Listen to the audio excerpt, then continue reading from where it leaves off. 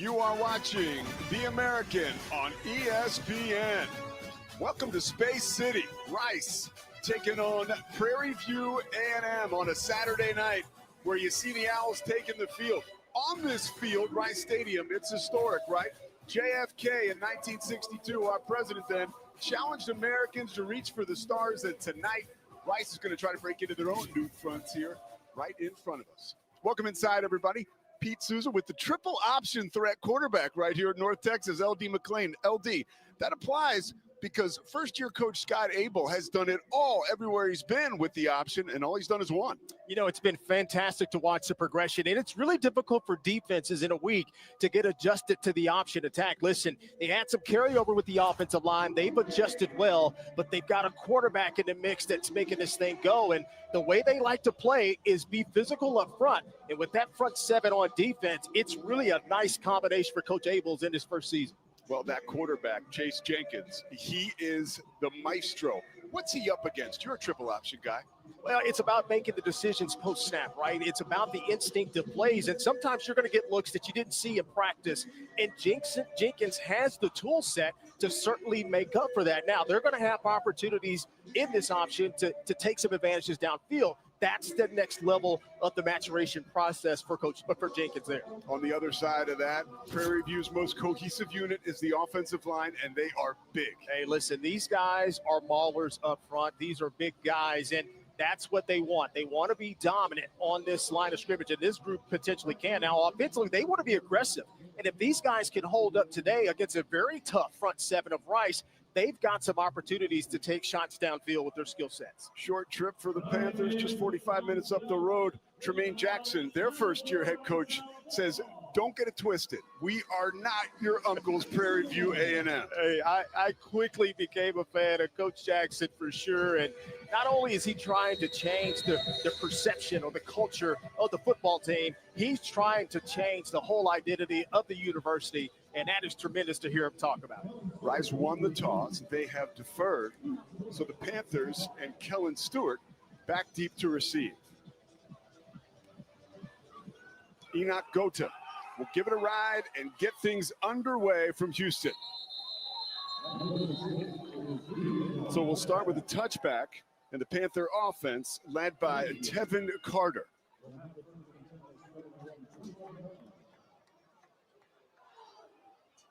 The conversation around the quarterback has been one that a lot of folks have been weighing in on around Prairie View A&M. Last week, Cameron Peters got the start. On in relief came Tevin Carter. He finished strong, and he gets the start this afternoon. And the one thing we talked about with Coach Jackson, he said that really Carter prepares even when he's the third string, second string, or a starter. Nothing changes, and he likes that consistency mindset from the QB. To the air go the Panthers on first down. Lofting it down the left sidelines, out of bounds. Ball was intended for Andre Dennis. Well, you can see right off the bat, when we talked to offensive coordinator Christopher Buckner, he said, hey, we're going to attack. That is how I like to be a play caller. And you can see right off the bat, they got the man-to-man matchup on the outside. Pass was off the mark, but that just shows you they're not going to rest on their laurels. Here's Chase Bingman. Tripped up early on in his effort. Right there was Blake Banish. Yeah, I really think it's going to be important today, Pete, for this offense against this front seven. They got to be good on first down because you don't want to get in these situations where you've got these 3rd and 8s, 3rd 9s, 3rd 10s, because that plays back into the advantage of this front seven of the Rice Owls. Shotgun formation for Carter. 6 of 10 last week for 48 yards.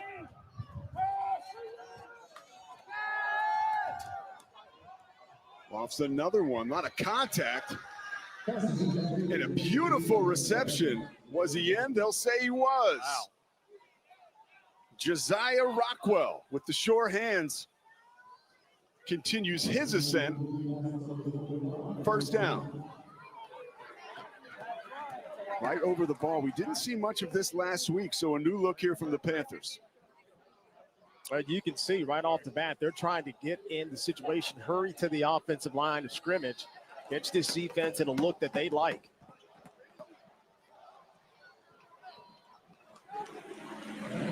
bring up second then. Well, Pete, you're going to have some shots on the outside because this defense is going to try to play man-to-man. You see Crump, he's right there. And that's that back shoulder pass. And that's got to be on the money, but then that's an acrobatic catch. That's probably one of the better catches you'll see all weekend from Rockwell there. Bingman finding space, banging his way to a 3-yard gain. You know, it was funny when we talked to Coach Jackson, we talked to Coach Buckner this week, and well, they went off the page and lit up when you talk about this front seven. They said it probably got the best box that they're going to face, and I agree, because this front four of the Rice Owls defense can get after it. They don't like to bring a lot of pressure. They don't necessarily have to. Their big guys can get home. Third down, Rockwell almost lost the handle, gathers it, and before he is hammered, he hits the turf. Closing in quickly was Peyton Stevenson. Yeah, that's kind of the recipe of how this defense likes to play. We're going to rush 4. We're going to play 7 in coverage. We're going to make you have to dump it off underneath. We feel like we can come up and make the sure tackle. And there you can see there Peyton Stevenson playing the Viper position, coming up and cleaning things up there. So 1 first down for the Panthers on their first drive, but the drive sputters, and you see Adam Atwell boots it away. Tyson Thompson calling for the fair catch, has to chase it down at the 20-yard line.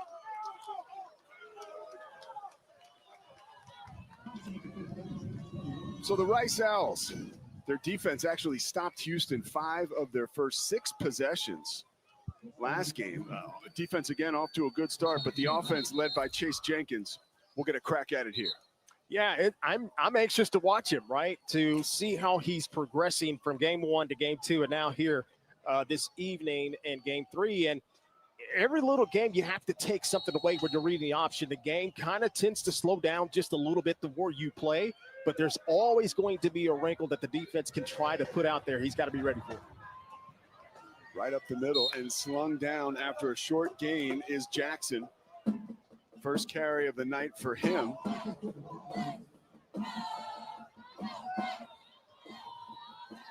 You have to keep in mind with this offense, although they run the triple option, so to speak, it is different from Army and Navy, just for the simple fact that they're going to be predominantly in the shotgun.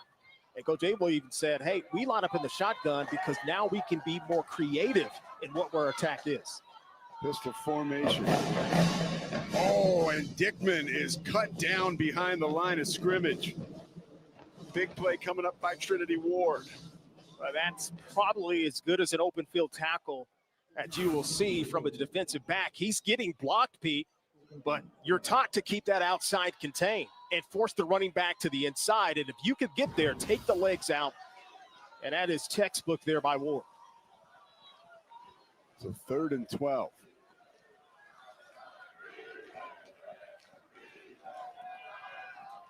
Jenkins out into the flat.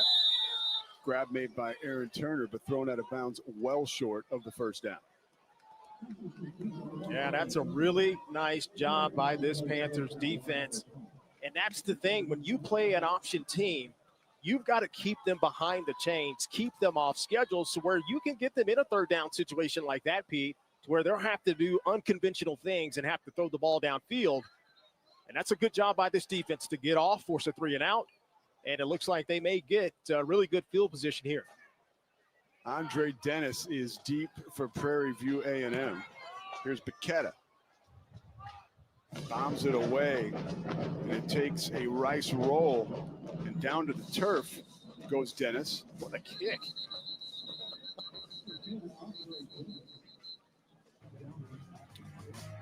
So we'll see if the Panthers can keep it going, but this is the way they started off. If they can get more acrobatic catches like this, they might be in good shape.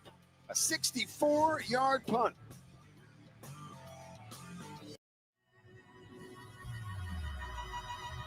Be strong and of good courage.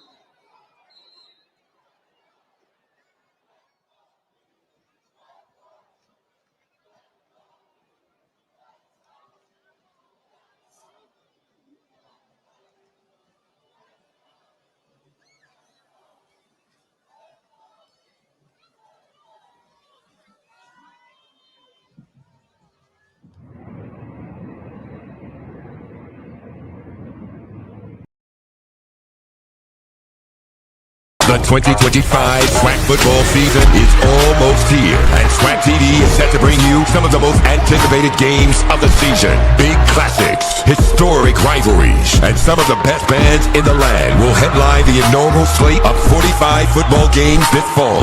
Free, live, and on demand on the new and exclusive streaming platform of the Southwestern Athletic Conference. The time is now. SWAC TV is here, building champions for life.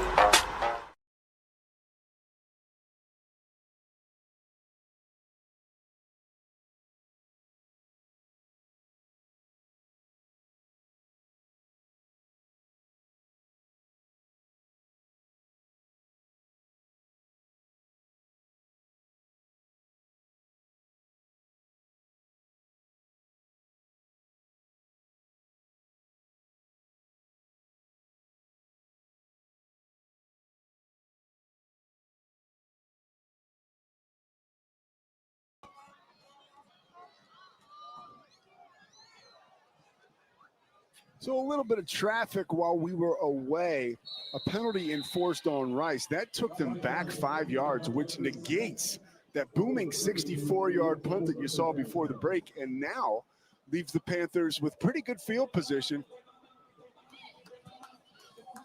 Quite the turn of events right there, because it's all about field position. Yeah, you think about it, Pete, they gave up, 10, 20, 25 yards of or more of field position, and hey, that's a win-win. If you're the Panthers, you've got great field position now. You got to test what this defense is going to do in certain situations on that initial drive. Let's see if they can make some adjustments here on this second one. You see LeJay McDowell, he's in motion out of the backfield. He's wearing 24 today. Usually wears 23. Keep your eye on that. Tevin Carter, keep your eye on him. Bangs over Jack Kane en route to a first down, 12-yard gain. Well, I don't know, but I don't know the last time you've seen a quarterback turned into a running back quite like this. This is talking about when running backs finish the end of the run, but this is your quarterback. Talking about setting the tone for your offense. Play fake, rolling right, way out of bounds and wide of his target. Well, that's the next phase for Tevin Carter, right? He gets outside of the pocket. If it's tight like that, and you've got some open field to run, whether it's 5 or 6 yards, you got to eat that, right? You got to take what the defense is giving you. And sometimes you don't necessarily have to play quarterback. You just need to be a football player. And football players would go get that. And that's the thing that Tevin has to understand now. Carter, quick decision, bad throw, intended for Rockwell. Yeah, you just get the sense that, this offense is a quick strike. They want to attack defenses in space, and that's what they're doing. I think Tevin Carter is reading where the ball should go in terms of sides of the field. Right now, he just got to give his guys a little bit better of a ball so they can make the adjustments and try to make that catch. Another 3rd and long. Panthers 1 for 2 on 3rd down tonight. Time. Carter finds his man. Rockwell running free across the 20, chopped down at the 15-yard line. Peyton Stevenson takes him down, but the damage is done.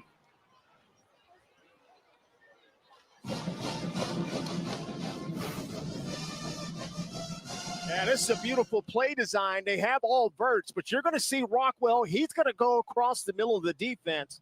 This defense is playing a deep shell over the middle, so that is the right choice by the quarterback to throw in the middle to where the defense is light, and then you can see what Rockwell can do after he catches.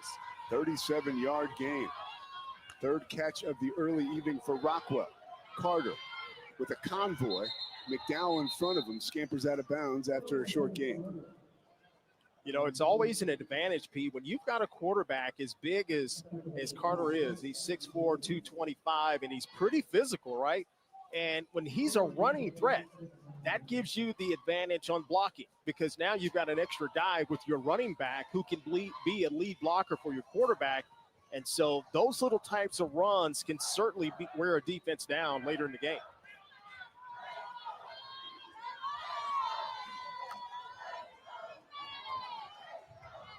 Carter to the end zone. Touchdown, Panthers. They told us they were going to try to get Trevon Jones involved. At 6'7", he's involved. Yeah, that's one of the things Coach Buckner said. He said, we got to get our tight ends, got to get some production out of this group. And I agree. This is a physical specimen. And the matchup that you like on the outside, he's a nightmare for defensive backs for sure, but he's a little bit too athletic and fast and fluid for linebackers to cover. And how about that pass, Pete? That thing was on the money. First catch of the season for Jones is a touchdown. Kevin Carter looking pretty good. And his team up 6-0. Short trip for the Panthers. Cashing in early, 7-0.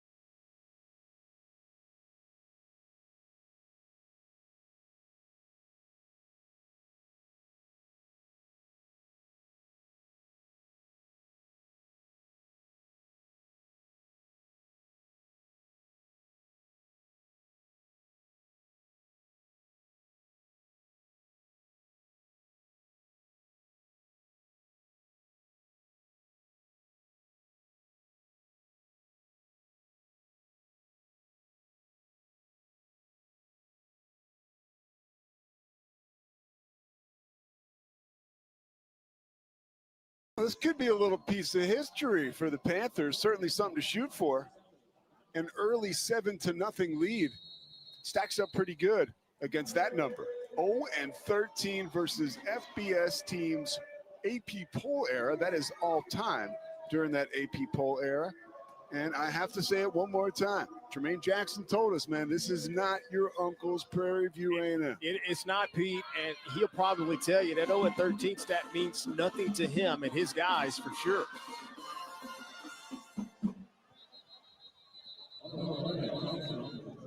Thompson surges across the 30-yard line before he is shut down. What are you looking for here from the Owls on this drive? You got to figure this one is critical. Well, you know what? It's first down. And what are they going to do here on first down? I felt like the last series, Chase Jenkins made a bad read on first down. He probably should have pulled that ball and got it to the perimeter of the defense. You could see his frustration. He handed it off, and it was only a minimal gain. So this is paramount here. Once they can get momentum on first down, watch this offense start to blossom a little bit here. 2 total yards offense so far for the Owls. Dickman slips out of a tackle and is taken down after a 5-yard gain. And see, that kind of play to me is like a body blow, right? It's like a little bit of a jab too, right? This defense is packed so much in the inside that you forget that they do have that quick game in the passing game, that they can hurt you on the perimeter pretty quick. And the big back bullying his way.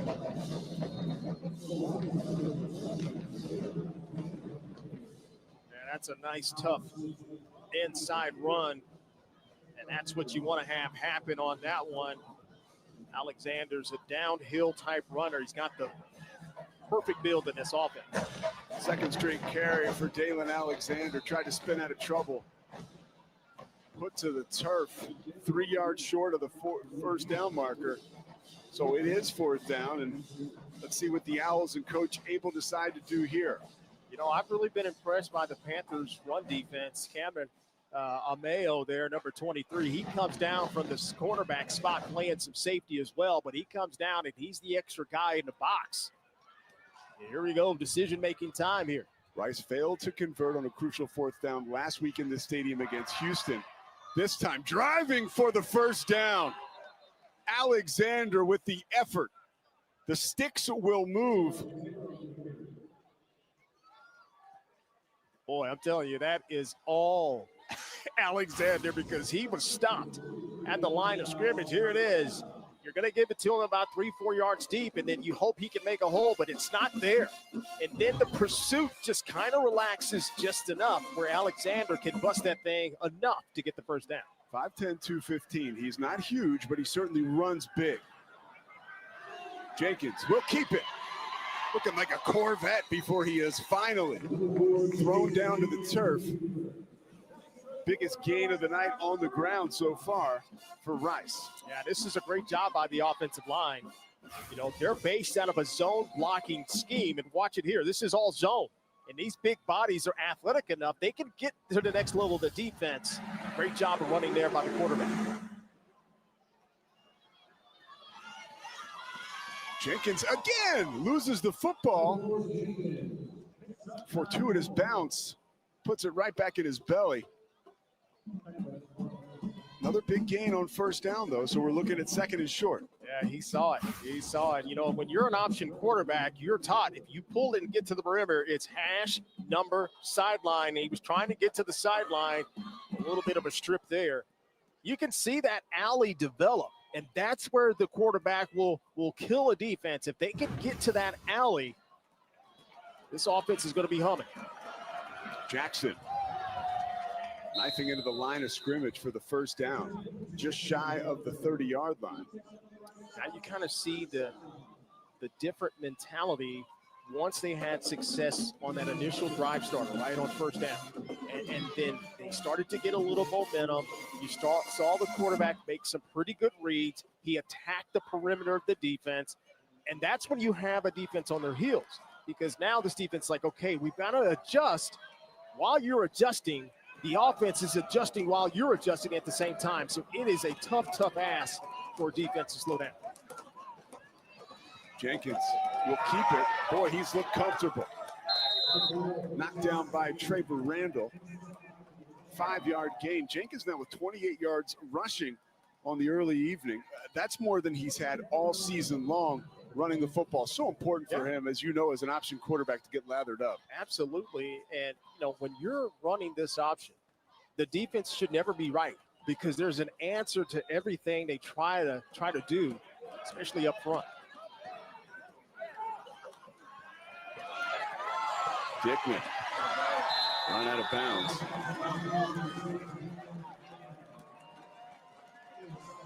Two early catches for Dickman. Yeah, this is a nice job, and basically just raising up and giving him a hitch here. And You've got the inside receiver blocking, so it's kind of a long handoff, if you will. Little semi-wide receiver screen. High percentage pass. 10th play of the drive. Jackson cut down short of the 10-yard line. Another big hit coming over for Trinity Ward. He has been everywhere tonight early on.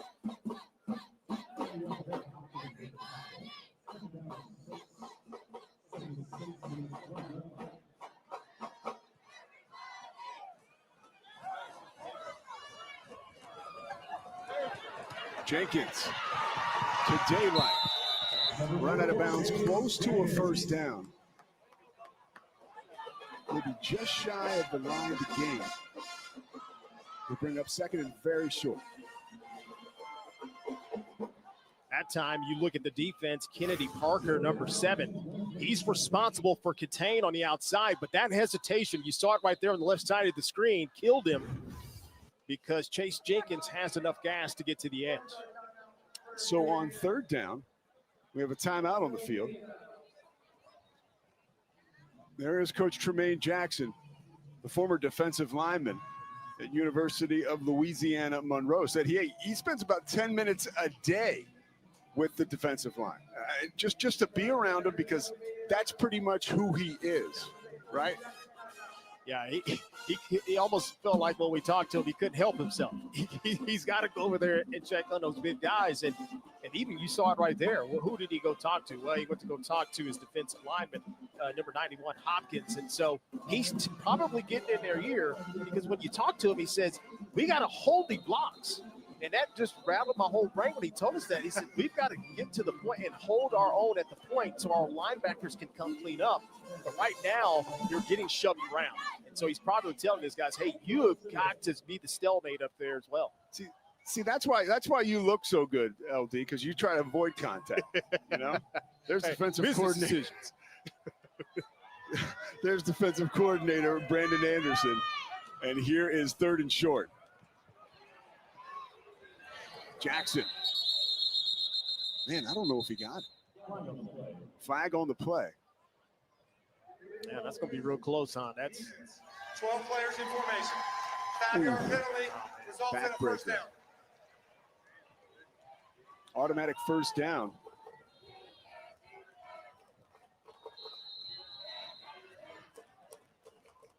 Now, what a response here by the Rice Owls offense, right? You really didn't look very good on that initial drive. Your defense, they give up a touchdown, and here you are responding, going a nice lengthy drive here. Jackson's the running back. Thompson's in motion. Jenkins is not in the end zone. Stacked up at the goal line. Chin check issued by Mandel Eugene. But they're giving him a touchdown. So the officials on the field say that the ball crossed the plane. And here in downtown Houston, the fireworks are going off. At the moment, it looks like we're tied, or at least it's 7-6 before the extra point. But, man, that was close. You know, I didn't think he made the touchdown. I thought he was stalemated right inside the goal line. Now, all touchdowns are going to be reviewed for sure. I thought right there he's not in, but that right there might have been the X factor. He reaches over as he's falling down. Watch this effort here. Hey, that's outstanding. If that stands, that's an outstanding football play there by Jenkins. Former wide receiver, was recruited as a quarterback, was Jenkins. Played wide receiver last year. Coach Abel comes and says, hey, you're the guy. I want you leading this team. And that extension right there is probably one of the reasons why. Hey, you do that. That's running in there with the big boys, with the men. And so you've got to be a man to make that commitment to run in there, because you know you're going to get popped. And what are you going to do after you get popped? And I'm telling you, even if the play doesn't stand, and I think it will, he just energized the rest of the team, and that's how you become a leader. You lead the offense, obviously, but that gets the defensive players fired up too.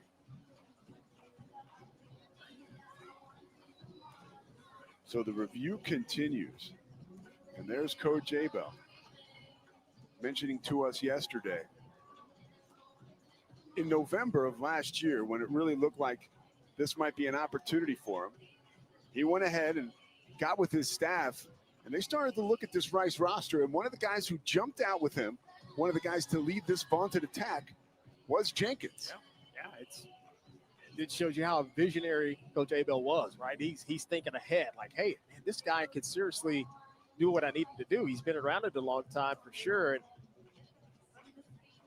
there it is. Get another look there. Right there. That could be the determining factor.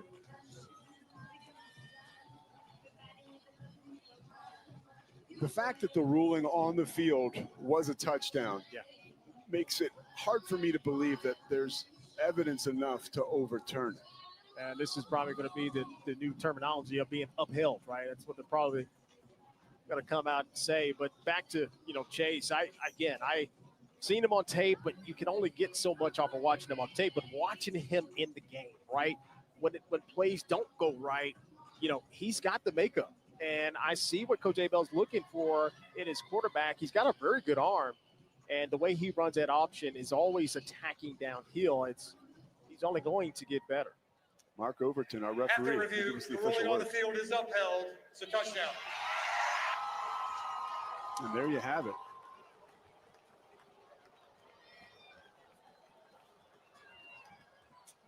It's the first time Rice has scored in the first quarter all season long. First game of the season against Louisiana. There were a 2-touchdown underdog. Same deal last week against Houston Bayou Bucket, but they're finally favored, and they've scored finally in the first quarter. Coming back to Houston after the break, we are locked at 7. At Burger King, we don't listen to celebrities.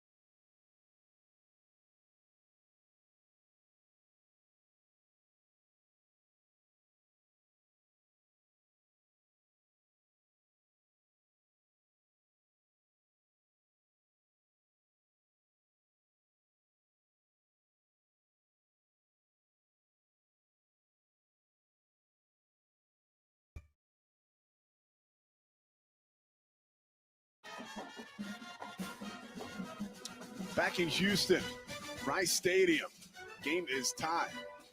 The American on ESPN Plus is home to 40-plus college football games, more than 1,000 exclusive live events, and every American Conference championship throughout the season.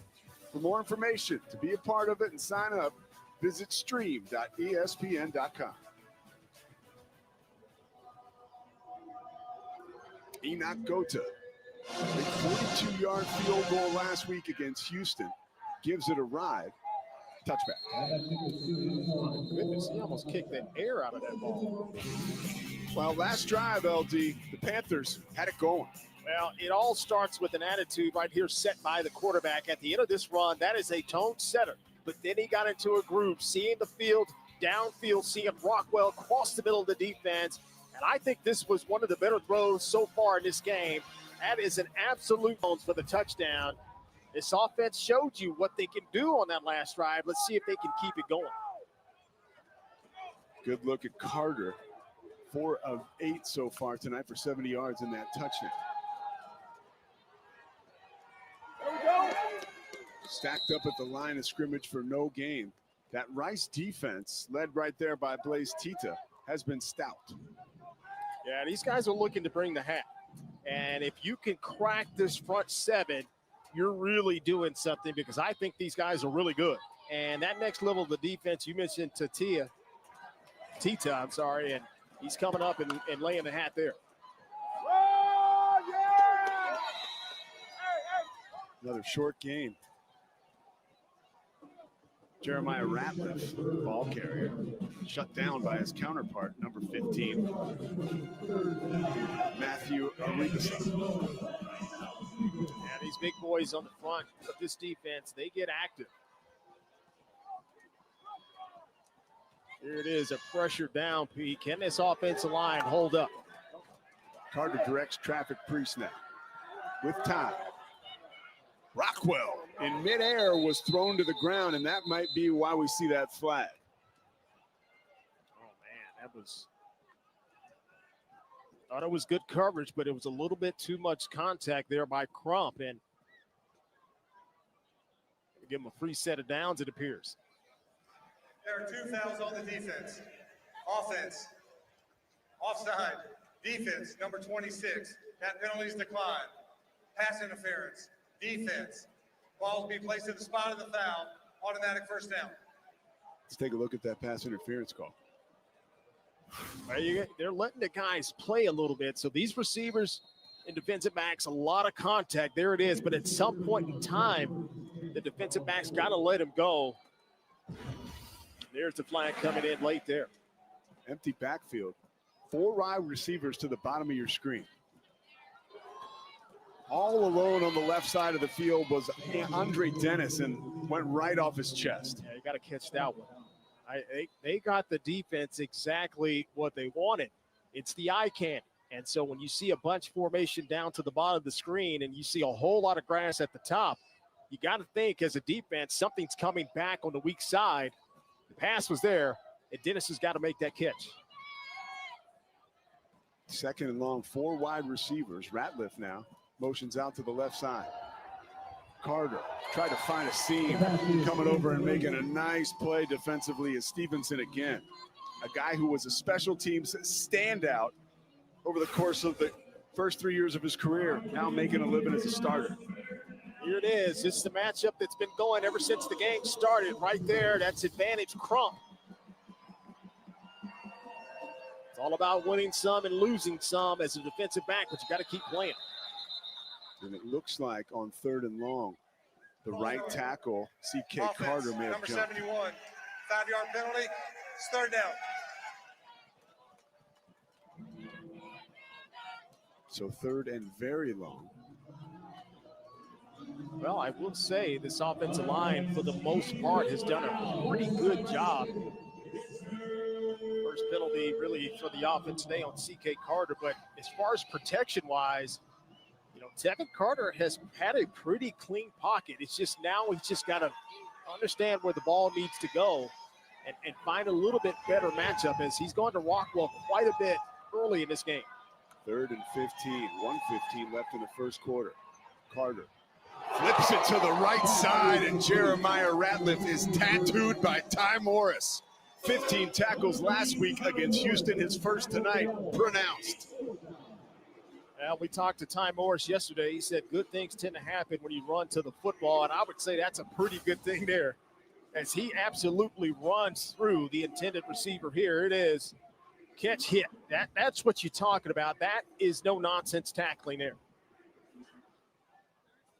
It'll make you shiver all the way up here. I mean, that's form tackle. He just runs through the chest. That's good technique. Thompson grabs it at the 30, looking to get busy. No chance. Thrown right to the turf. Ball is loose. Panthers say they have it.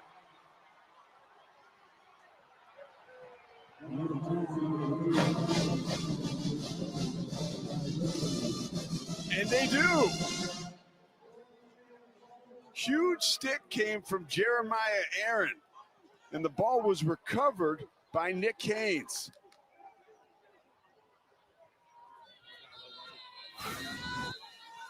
Well, when you punt, these guys have a chance to make a play on special teams, and here it is. Right there, you see the convergence, and it's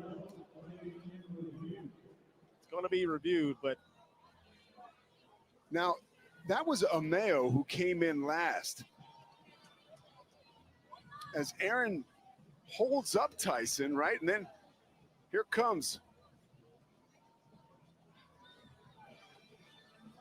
Now, what looks like may have happened is his elbow may have hit the turf before the ball comes out. Let's get another look. yeah, it's really tough to tell. But we know the ball comes out at some point, obviously, but just right there. And I think his left knee goes down first, and then the ball, then the elbow, kind of hits simultaneously after that. The ball pops loose. Here it is. So watch his left knee. Left knee down, ball loose. Now, critical thing here. It was ruled a fumble before this. And so, Pete, is it inconclusive to say, hey, no, that was a fumble? I mean, we don't have an angle where, you can say, hey, right there. Absolutely. You'd almost still be kind of speculating a little bit, like, hey, we think the knee went down at this time, and we kind of feel like the ball, popped out after the knee was down. But I'm just glad I don't have to make that decision right now, because, again, it's a critical play early in this game. Certainly for Prairie View A&M, this is a huge thing because they're going to get the ball right outside the red zone area. And then as far as Rice goes, you don't want to really have to run your defense back out, but Tremaine Jackson lost his first regular season game last week. The first regular season game he'd lost since the beginning of 2023. Remember, this staff comes from Valdosta State at the Division II level, where they played for the championship last year. Yeah, an undefeated season. That it's just he still was kind of in shock when we talked to him about it after losing the first game. All right, let's get a ruling here. Referee Matt Overton, take it away. After review, the runner was down prior to the ball coming loose. It will be first down for Rice at the 32-yard line. So a sigh of relief for the Rice faithful, much to the chagrin of Tremaine Jackson and Prairie View A&M. Well, Pete, this offense looked really good last series, and they did a lot of the things that we've come to expect from Coach Abel's offense and certainly their quarterback. I thought the offensive line settled in nicely. They were able to create some nice running room for the running back and quarterback for sure. And even that short intermediate passing game was effective throwing to the boundary.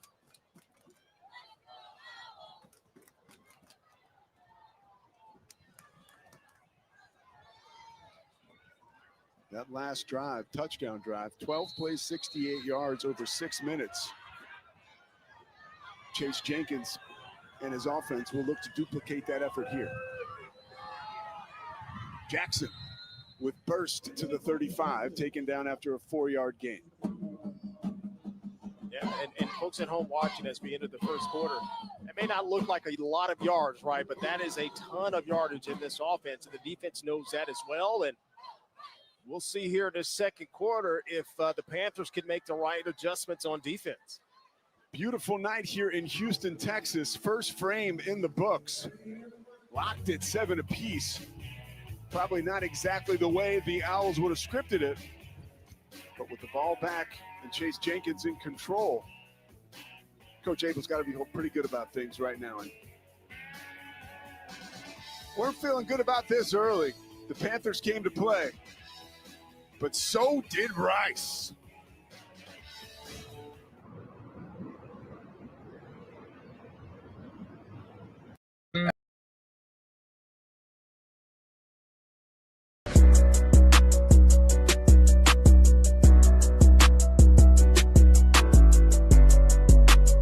PV Nation, it's Tremaine Jackson, your head football coach.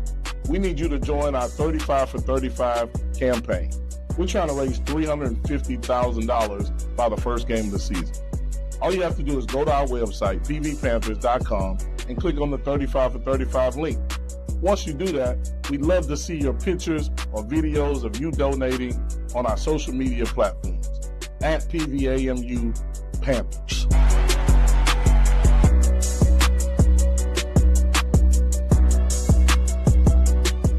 PV Nation, this is your athletic director, Anton God. We've got a new initiative for our football team, 35 for 35. As you know, we just hired Coach Jackson as our 35th head football coach. In honor of that hiring, we are doing a $350,000 campaign. We're asking everybody to donate $35 or more to the Football Excellence Fund. How you do this? Go to pvpanthers.com, donate, and one last thing. Once you donate, take a picture, post it on our social media platforms, because the donations and the support you give us will take us to the next level. Thank you, and go Panthers.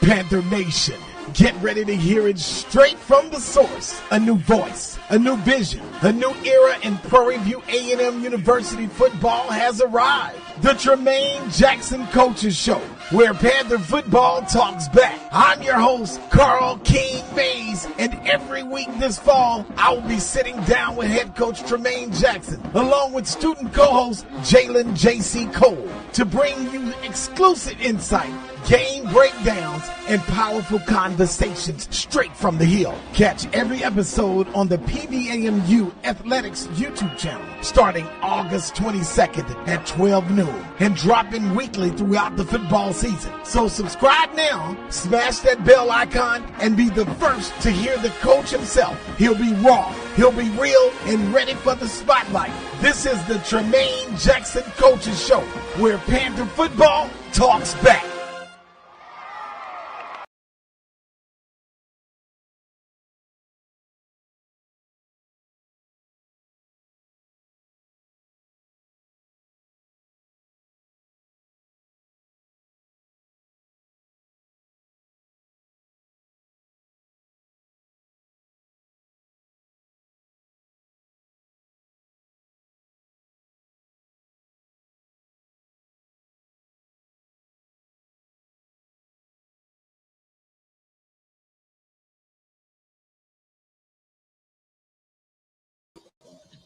Back here at historic Rice Stadium,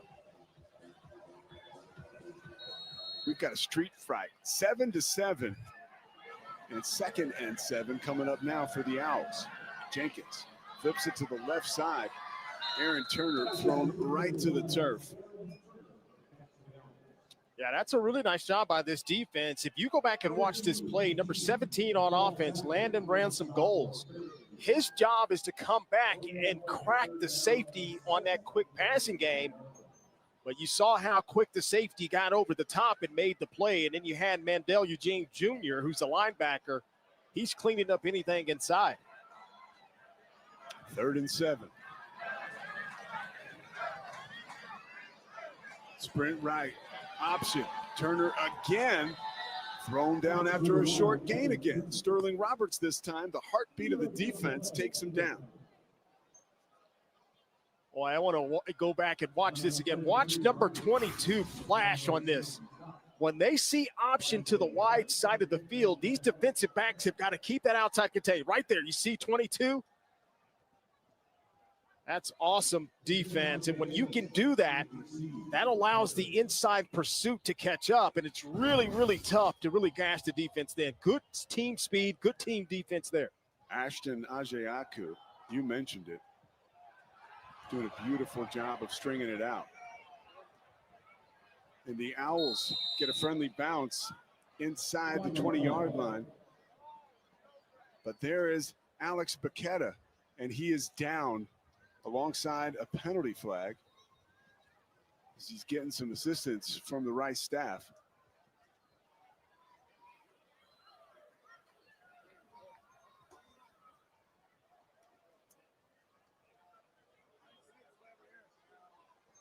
Our 5th penalty of the game. Running into the kicker. Receiving team. 5-yard penalty that results in a first down. Wow. Oh, man, that's a big one. So on 4th and 5, the infraction will move the sticks and a fresh set of downs for the Owls. Here's another look. Yeah, and you can see, you know, he was trying to hold him up just enough that time. And Matthew Moore, number 39, he tried to hold up and tried to catch him, but the momentum was going too much.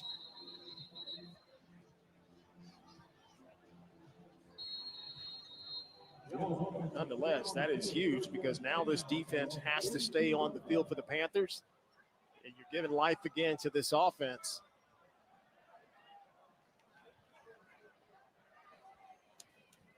First and long.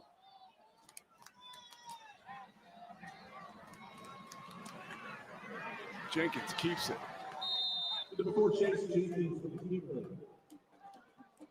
Josh Williamson takes him down. Brings up 2nd down and about 6. And it's just so much stress, Pete, that the offense can put on a defense that everybody on defense has to be cognizant of what their responsibilities are.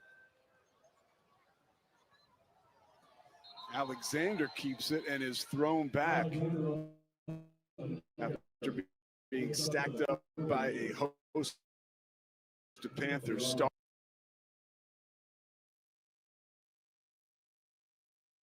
Starling takes him to the turf.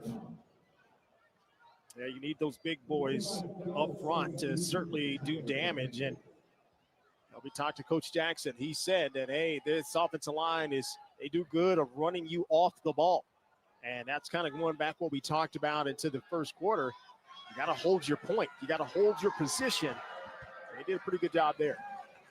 0-3 on 3rd down are the Owls. Make it 0-4. Alexander. The collision by Mandel Eugene stops him well short. Decision time on 4th down. And we have called Eugene Jr.'s number quite a bit. And he is kind of being disruptive in the sense that they're not blocking him. And he's keeping his outside contained free. And he's running to the football like a madman. And right there makes another big-time play. 3rd tackle for Eugene. More importantly, though, here comes 4th and 4. Trickeration coming around is Turner. A lot of real estate. Cuts it back inside. Let's see the speed. 6. The explosive play the Owls have been looking for all season long. A 52-yard touchdown for Turner.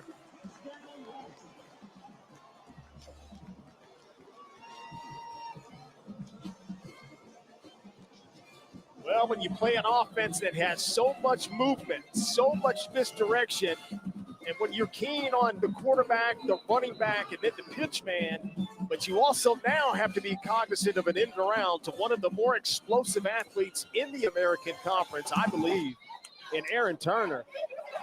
And that's why they told us, the coaching staff told us, hey, we want to get him involved. Be on the lookout for explosive plays. I think you can check the box on that one. Longest offensive play of the year for Rice. Turner scored on a similar play against Louisiana in their opener. That one, a fireworks display. Well, you've got a burner on the outside, and this young man here can turn it into a little bitty gain into a big-time performance. That's why the Owls are going to be rocking and rolling here this evening.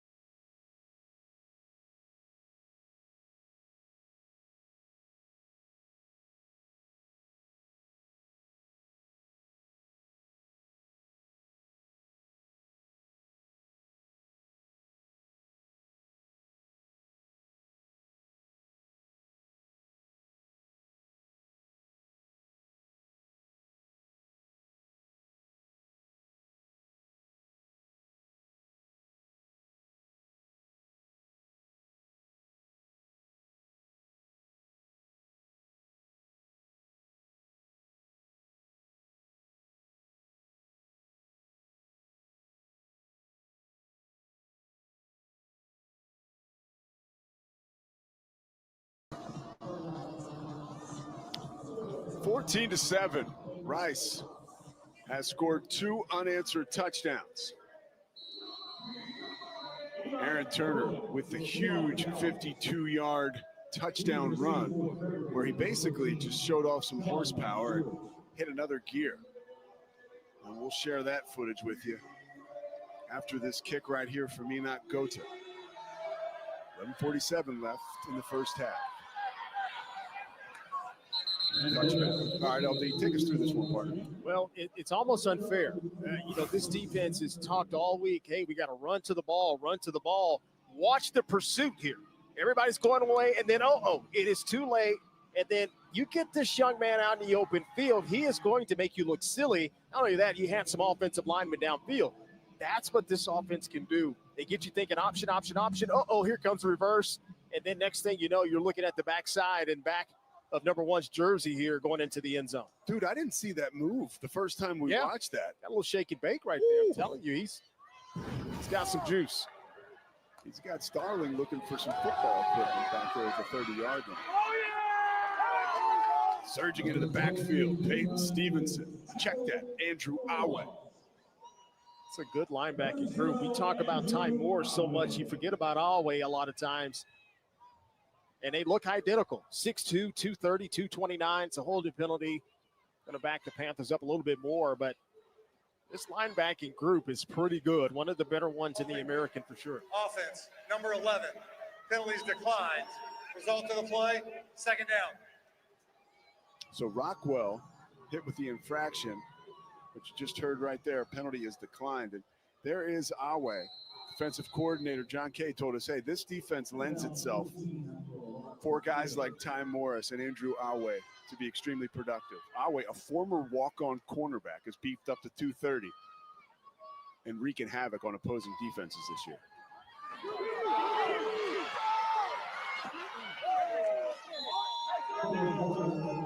Carter keeps it.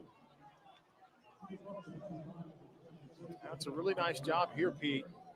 Looked like the Rice Owls were bringing pressure off the side. They kind of pulled up Peyton Stevenson, number 9. He's coming from the outside, but it's a good play call because the quarterback draw goes right back into the teeth of the blitz, and so they got some of the penalty yardage back or lost yardage.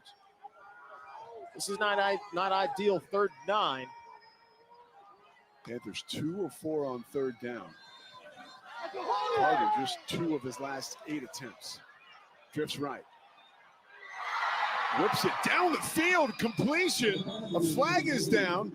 Right now, Rodney Ojo has a huge gain, but it looks like it might be coming back. A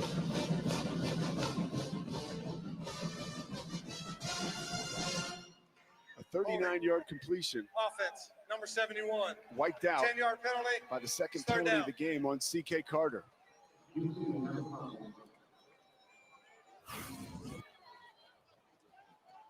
Now watch it here at the top of your screen. He's matched up one-on-one. There it is. That's that tug. And that was the one thing I kind of felt this offensive line, although they are very, very large, if they go against a smaller defensive player, you know, that can get around them, the tendency is to hold, and you definitely saw it there. Tony Onyenwu was the player that was held. And so now it is 3rd and 19. 6'4" Carter with some time. Pocket collapses. Awe got there first. First sack of the year.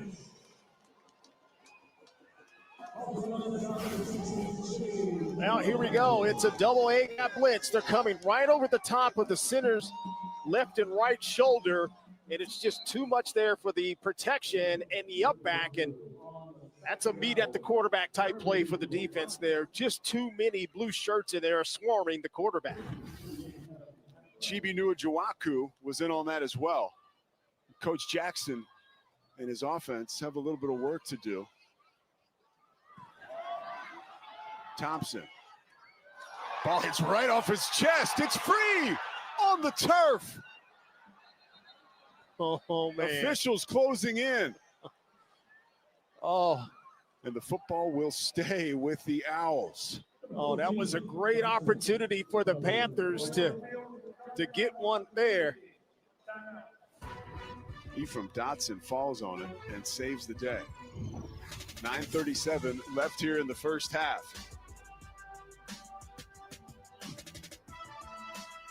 Woo.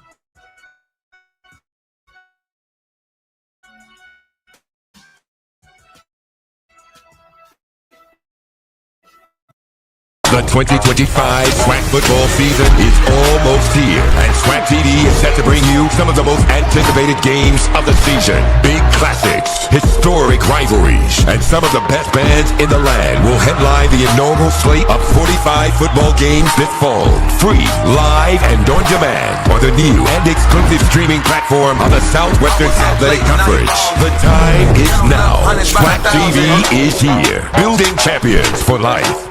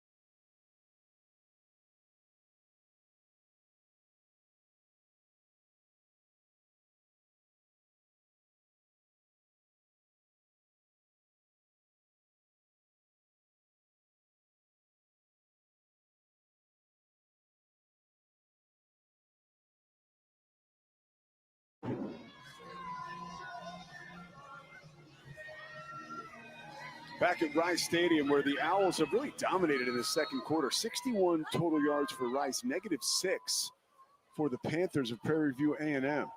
Jenkins, can he keep it going? Down the field. Pass was intended for Dickman.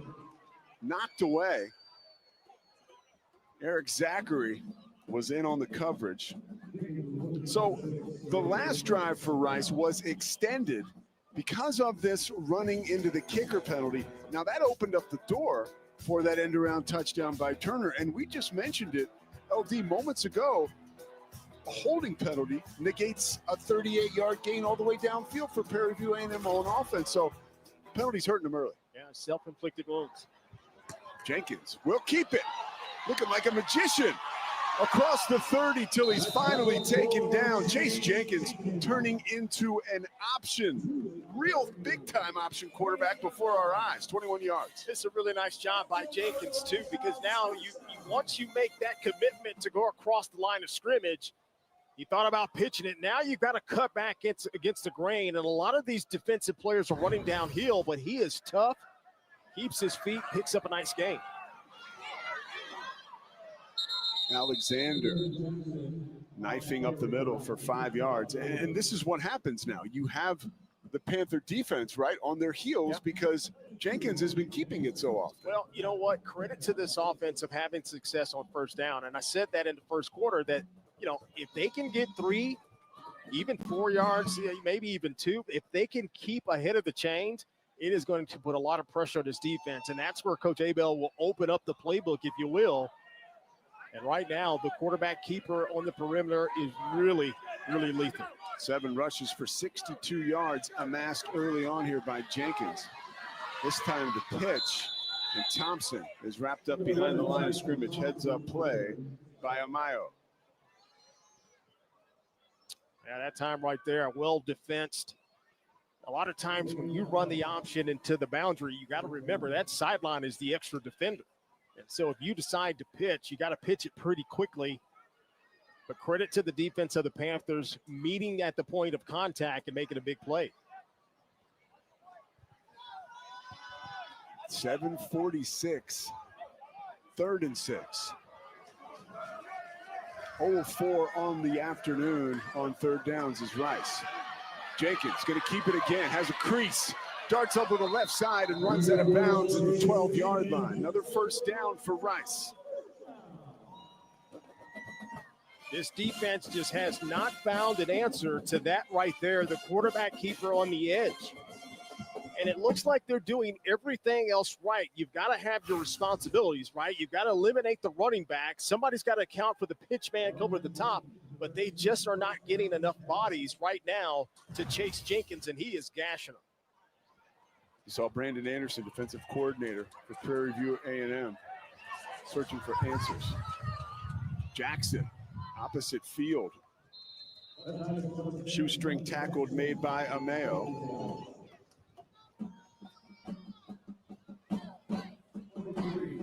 Yeah, and there he is, Coach Anderson. He told us during the week, he said, Rice is extremely physical, and we have to match up with that. And I thought at times they match up well. And I think the front 7 is doing their part. Now they need the back end support to come up and clean up some things. There's a shot at this offensive line.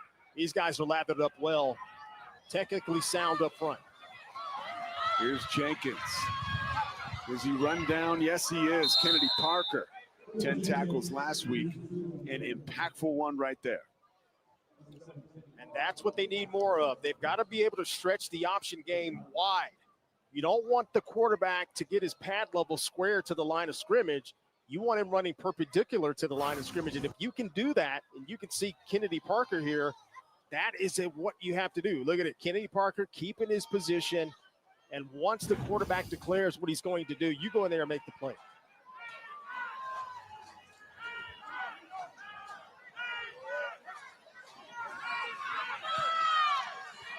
Jenkins looking comfortable. Pumps and pulls down. And it looks like he's got a first down. He does. And it'll be 1st and goal from the 1-yard line. Well, I really like what you said. He does look comfortable. It just looks like he's just letting it flow. Just comfortable, very calm, making the right decisions, and that's what you have to do in this offense because you're going to get those opportunities to really take a shot. It's the little plays like this that keep the chains moving, off-schedule type plays, and he's doing a fantastic job of that tonight.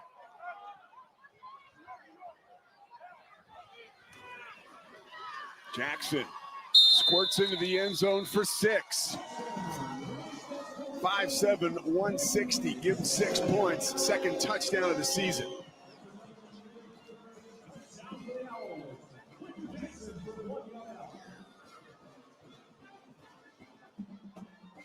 Really good drive there by the Rice Owls. Never really put the ball up. They kept it on the ground. And the quarterback keeper on the option is certainly their best play tonight for sure. When you get around the goal line, those big bodies, you let them take over, and you can hand it off to your running back and let them finish it off. 3 straight scoring drives for the Owls. 12 plays, 7 plays, and 9 plays. They are wearing this defense down. This one, the 9 plays for 49 yards over 4 minutes and 41 seconds.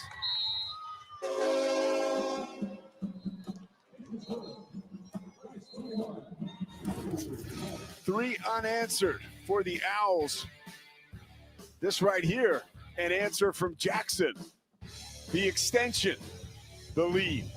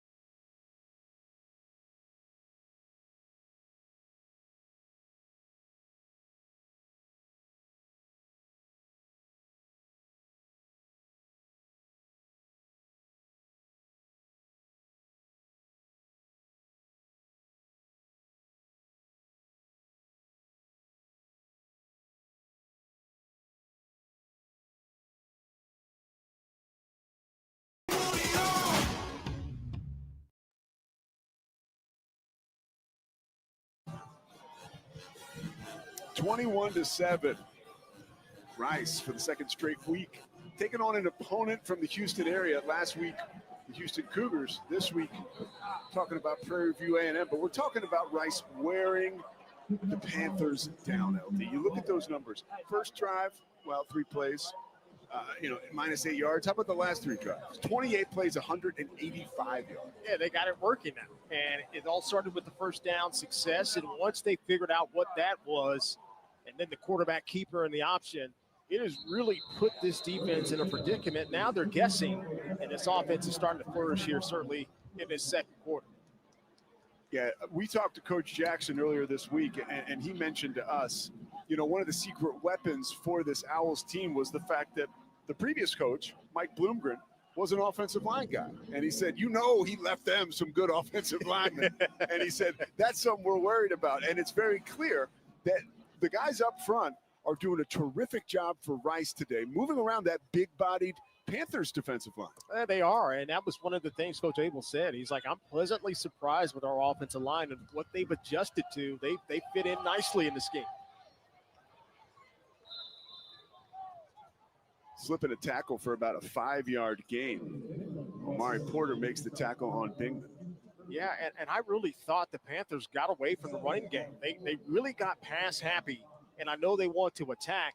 But when you are predictable against a intellectually smart defense like this, they're going to pick up on your tendencies, and that's a good sign there, a run on first down.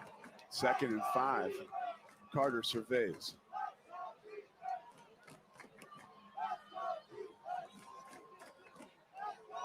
Play clock at 3.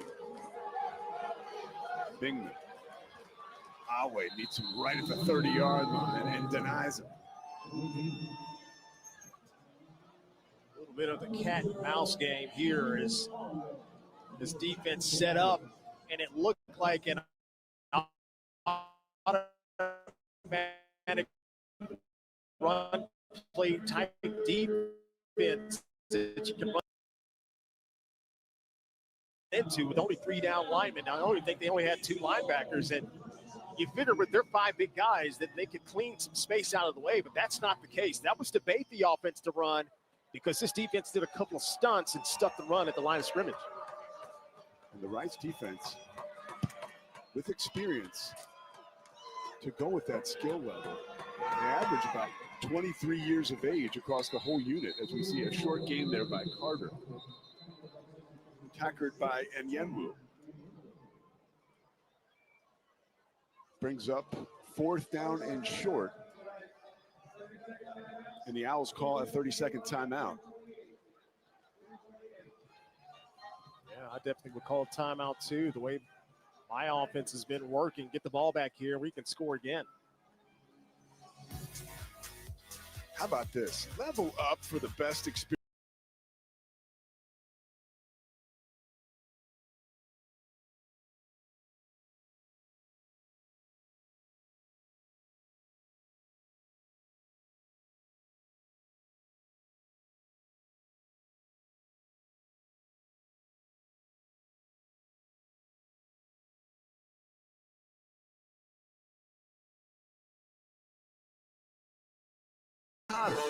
Log in with your TV provider. Make it happen. 4th and 3, punt formation. You see Adam Atwell ready to give it a ride. And back deep is Taylor Thompson. Thompson had that last punt go right off his chest. Lucky for him in the out. By Rice. That's another nice kick. And this Adam Atwell has been showing off his leg. Yeah, he's hitting that thing awfully nice. And anytime you see a punter with that little bit of spiral to it, man, you know he's in a groove, hitting it just solid. But I know Coach Jackson is frustrated that he just needed something from his offense. Pick up a couple of first downs. And I'm not necessarily, you want to score, but you need to give your defense some rest here because they've been chasing, you know, ever since really the second possession of the game for the Rice Owls. And now you got to put them back out there on the defense, on the field. And this offense is looking to score and add more points. And that's just a tough situation for Coach Jackson. Just needs his offense to come on. As a guy who used to run the option, do you get excited when you're in a purely passing situation? You think, man, we got to throw the ball now to move it. Oh, man, I turned that arm. It's called an old wing. Get it loose, man. I was excited because now. The old wing like your Uncle Rico over here. Get it loose. Get the old wing loose. You know how it is. Yeah. You get it loose, ready to go, because now you feel like in a game like this, you're up 2 scores, your offensive playbook is open now. And now you've got the defense guessing. And as a quarterback and as an option quarterback, there's nothing you feel like can go wrong here. Jenkins flips it to his right. Turner Nowhere to go. Starling meets him first and takes him down. And sometimes the defense wins, Pete. And that's just a play that you got to chalk it up to them. They made a better play than you, and that's going to happen. They're on scholarship too. So now you got to come back here. It's a 3rd and medium. You know, you're typically not built for those types of down and distances in this offense. But the way you've been executing in this game tonight, you should be able to get some positive momentum here and pick it up. 3rd and 6. 2-minute timeout coming in about 15 seconds. Pitch and catch. Oh, and Ransom Goals is decked. We have seen a lot of big hits tonight. That one issued by Jalen Shelton. Hey, these guys are not afraid to come in there and put their face on somebody's chest. I mean, they are flying. This is Texas football, baby. I mean, and that's the kind of stuff you see here.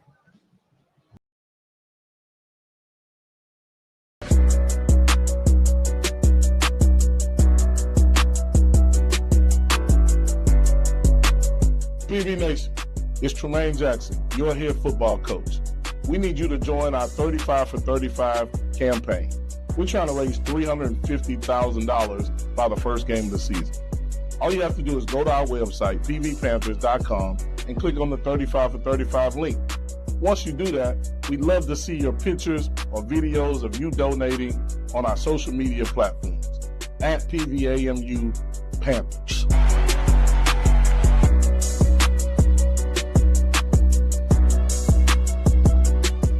PV Nation, this is your athletic director, Anton God. We've got a new initiative for our football team, 35 for 35.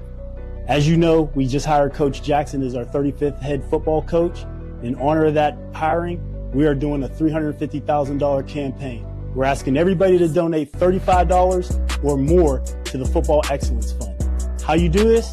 Go to pvpanthers.com, donate, and one last thing. Once you donate, take a picture, post it on our social media platforms, because the donations and the support you give us will take us to the next level.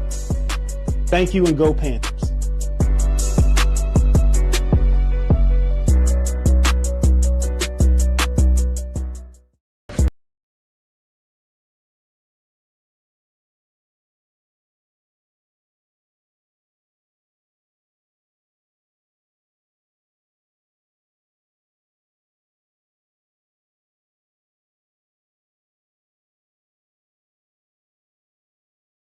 The 2025 SWAC football season is almost here, and SWAC TV is set to bring you some of the most anticipated games of the season. Big classics, historic rivalries, and some of the best bands in the land will headline the inaugural slate of 45 football games this fall. Free, live, and on demand on the new and exclusive streaming platform of the Southwestern Athletic Conference.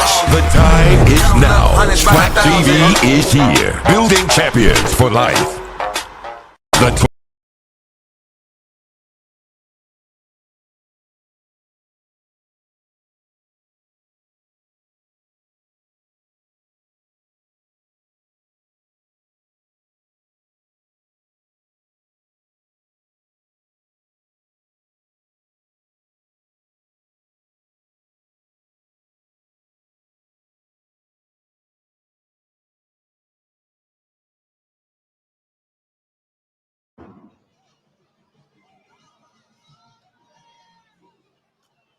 Well, 2 minutes left, 21-7. Rice leads, and now Chase Jenkins is working with a fresh set of downs after that first down grab by Ransom Goals. Snap takes him right. He goes right. Here's Landon Dickman. Chopped down. Ward does the damage, but out of bounds. Clock stops, and 2nd and 2 awaits. Yeah, that's a great drive starter there. And just because they're an option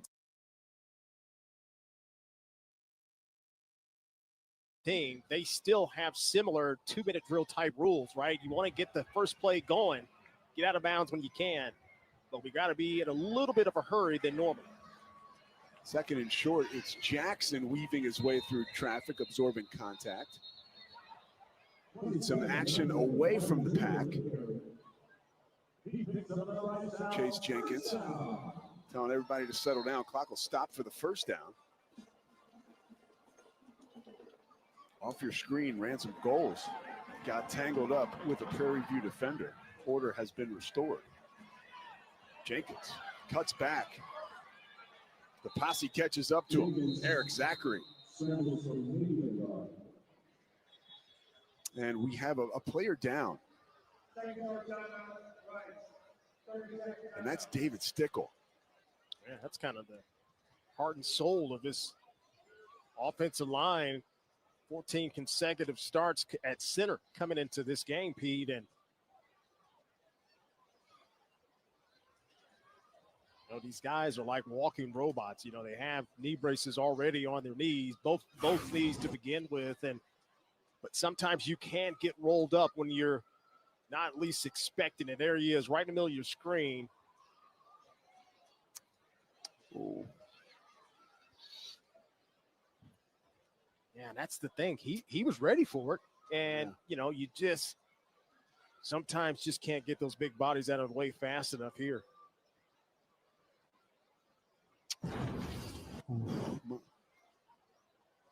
So there he is, receiving assistance from the Owls training staff. Big fella, 6'4", 292, Florida State transfer. LD talked about it. Has been the Iron Man for this offense, the only member of the offense to start 14 straight games. We talk about importance of the quarterback, really the most important player on any team nowadays in football, but I've always been a big believer the center. It's kind of the head of the snake to me. He gets everything lined up properly for everybody else. Well, why is it so important as a quarterback to have a good center? What's the number one reason? Well, he's the center point in the offense, literally, because now he can get the guards and this linebacker here cheating here. I've got one. You've got two. Protect the A gap, protect the B gap. He's essentially an extension of the quarterback, and that's why you got to have a good one. And Stickle is certainly a good one because he can get the rest of the team up front at least on the same page. So Sean Sullivan is now in as the center. Jenkins, boy, he can make a sandwich back there. Decides to keep it, darts across midfield, and slides to a first down and another big gain at about the 26. And that, to me, is what's going to take this young man to an even more impressive level, because it's only a two-man route and it's covered, but that right there are the intangibles that he can really hurt a defense and pick up a chunk of yardage. 18-yard gain. 1 yard shy of the 100 as we see Prairie View A&M call a timeout, because Chase Jenkins has been on fire. 12 carries for that 99 yards I just mentioned, 1 touchdown, a long of 21. This is a dude who certainly seems to have found his rhythm in this offense. And Pete, to me, it's effortless. Like, he is not in any kind of panic. His poise back there, even in the passing game, which is not natural for the offense, but he looks natural as a passer. And we know he can run like nobody's business, quick as a cat. And I like his toughness because he's not afraid to run in the teeth of the defense. This is a good one, and he's only going to get better. And I was talking to some of the Rice administrators when I first walked up. I said, this offense is going to take another level. You may see it tonight, but definitely that 4th, 5th game. And I even told you, Pete, this offense, you're going to see those little things start to bust open. 1st and 10. Jenkins floats right, delivers a dart right at the 26-yard line, but out of bounds is Dickman.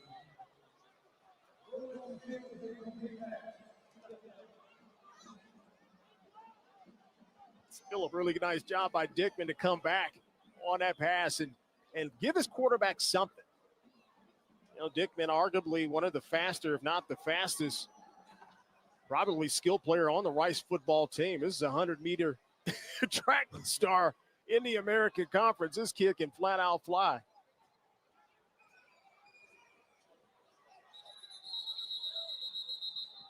Are they going to look at this? I think they might. Okay. Here we go, Pete. Mr. Jenkins, I mean, he hasn't done much wrong so far in the first half. If that is incomplete, he's still been efficient, 7 of 9 throwing the football. Coach Abel has not asked him to do too much, just 39 yards throwing the football. But, I mean, look, real talk, when I was coming into this game and preparing for it, you know, you watch games that have been played before you, you look at all the numbers, you read everything. And I thought to myself, wow, Chase Jenkins collectively had 53 rushing yards over the course of those first couple games. And I thought to myself, man, maybe that's not enough. Maybe this might not be the guy that Coach Scott Abel wants him to be, thought he would be when he got the job last November and started looking at Chase Jenkins' high school film and said, hey, I think this is the guy that can run the option. But like most times in my life, just ask my fiance, I'm wrong again. There are offenses for quarterbacks that look kind of tailor fit. We're looking at the pass here. That's another tight throw. You just got to get 1 foot. Woo! He got that toe. Did he get the toe down, people? A little Barishnikov. Man. Would be a 12-yard game. Great work by our camera crew here. Man, we're going to start calling Dickman the ballerina. That's on it. Man, that's a heck of a play. But as I was saying about Jenkins, it's like, some offenses are built for the quarterback. You just kind of can tell he's tailor-made. I think he's tailor-made for this offense, right? You put him back in an offense, they have to pass 30, 40 times a game. Probably not what he's designed for. I think this is ideal. Ooh. Man, come on. See, again, we're in another scenario, right? Like, is that undisputed? Ooh, man, I see some pebbles kicking up in that green spot, Pete. By the way, that's fantastic camera work because, I mean, that's about as clear as you can see it. I think it's a catch. And Landon Dickman sure did. Let's hear Matt Overton. After review, the ruling of the field is upheld. Second down. Okay. I stand corrected. Well, just not enough. No, we haven't talked much about these receivers that have stuck around in this offense. You go from a pass-happy offense from a year ago. Dickman was there last year, obviously, and now you're kind of looked upon to be a blocker. And every once in a while we'll throw you a pass. You got to give those guys a ton of credit. 2nd and long.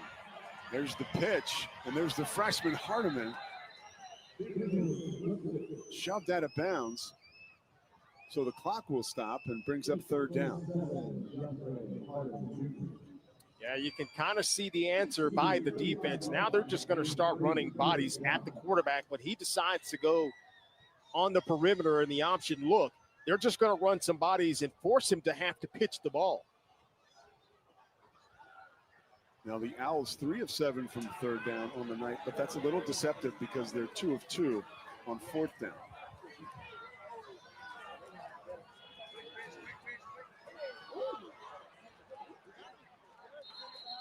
Jenkins neutralized right before the 30-yard line. Well played. Well played by the defense. Everybody kept their position, keep contained, didn't overcommit one way or the other, string it out as long as you possibly can. Coach Tremaine Jackson, right in the ear of the side judge after that play ended.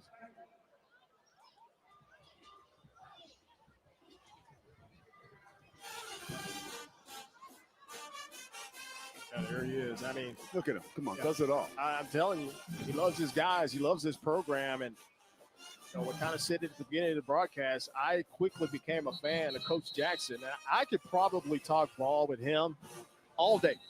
I could just sit there, have a cup of coffee with him, and just talk. Because it's the most entertaining thing that you would possibly go through, Pete. Well, you really connected with him on the fact that, hey, I'm teaching these guys life lessons. That's my number one priority. 72 new guys this season he's teaching what to do. 49-yard field goal attempt coming up for Enoch Gota. banged through a 42-yarder last week against Houston. Does it have enough? It does. Enoch Gota says hello. And the lead is extended to 24-7. That's a heck of a kick.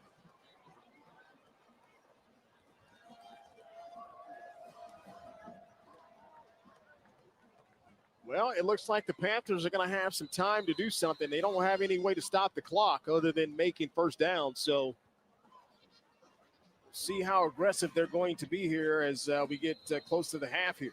How Rice is that, by the way? Look at that beautiful sky right there. I mean, just 100% Texas. But how Rice is that drive right there? 11 plays, 48 yards, 2 minutes and 32 seconds left. You know, with time running down, under 3 minutes left when they got the ball, but they take their time. They're going to do what they do. And that was the 2-minute offense, right? They didn't really change anything. They were very quick. They ran the ball, right? And they're just going to be efficient, and especially when they get to where they're 2-minute offense and, you know, they came away with some points, and that's all you ever really want to do is end with some type of kick, not the punt, but some type of kick. And that time they got 3 to add on there. And Chase Jenkins surpasses the century mark on that drive. Now 13 carries for 103 yards. Really nice game from that young man. That is a good first half. Boy, he is in command even in the passing game, knowing where the ball needs to go. Fantastic first half for Chase Jenkins. Gota. Kick is taken at the goal line. Here's Stewart looking for daylight. Kane ends any ideas he had. It'll bring up first down with 43 seconds left. Well, Pete, we'll see how aggressive Christopher Buckner will be on offense. You got to be careful in these situations too, because you want to be aggressive, maybe come away with some points here as well, but you don't want to be overly aggressive where you have a free releaser. You know, you hit the quarterback, he drops the ball, or you throw it back to the other team. So you got to be careful and pick your spot, especially inside your own 20.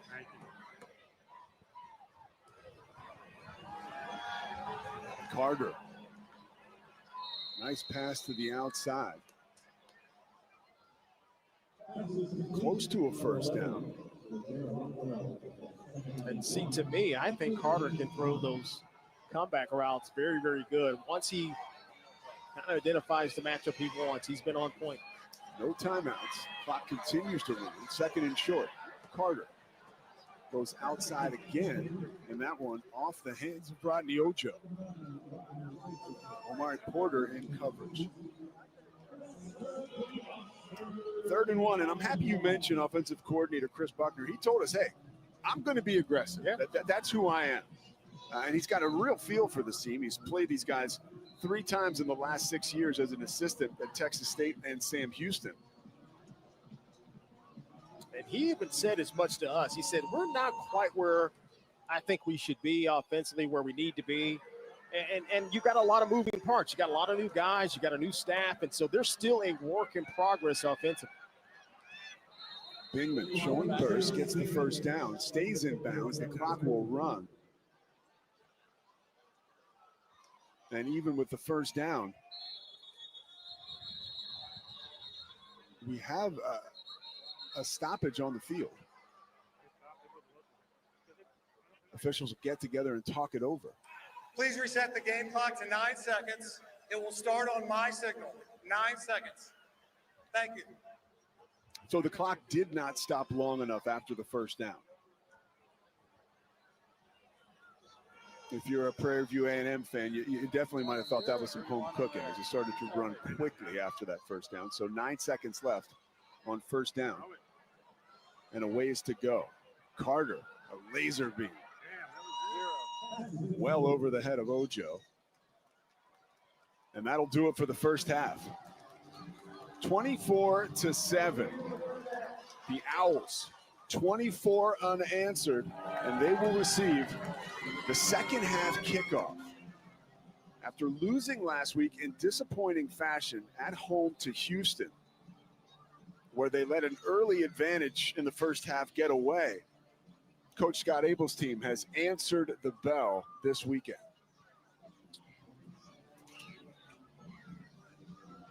Yeah, sometimes it's always tough, in a rivalry game, especially what that is against Houston. And Coach even said, "Hey, we had a chance to make Houston nervous." Let's get it down now to Rice head coach Scott Abel. Coach, you have to like what Chase Jenkins did in the first half. Over 100 yards running the football, 8 of 10 throwing it. I feel like he's growing up before our eyes. I would agree with you, right? I think it was a gut check. We came out and go 3 and out, and you got to remind the guys that, hey, the other team practices, the other team prepares for a game. I don't care what lead they're in. And after that, I thought Chase did a fabulous job of leading us and taking us up and down the field, and something to build on, no doubt. Hey, Coach, one last question before we let you go. How do you feel like your defense is adjusted to what the Panthers were trying to do? They had some success early, but your defense locked in, it seemed like. Yeah, kind of we just got to be ready to go from the get-go. Our defense has led us all year, and, after that first drive, they really settled in and played tremendous defense the rest of the half. They have some big guys. They're very athletic. They're bigger than us, and so we knew that was a challenge, but we'll keep fighting some full-quarter war, and our guys got to come out this second half and play an even better half. All right, thanks so much for the time, Coach. Appreciate it. Thank you, guys. Halftime here at historic Rice Stadium, 24-7. Owls on top. Exciting first half. 2 more quarters await. 184 yards on the ground running the ball in the first half for Rice. It's exactly what the innovator of the option, Coach Abel, wants to do. He's got to be feeling good at halftime.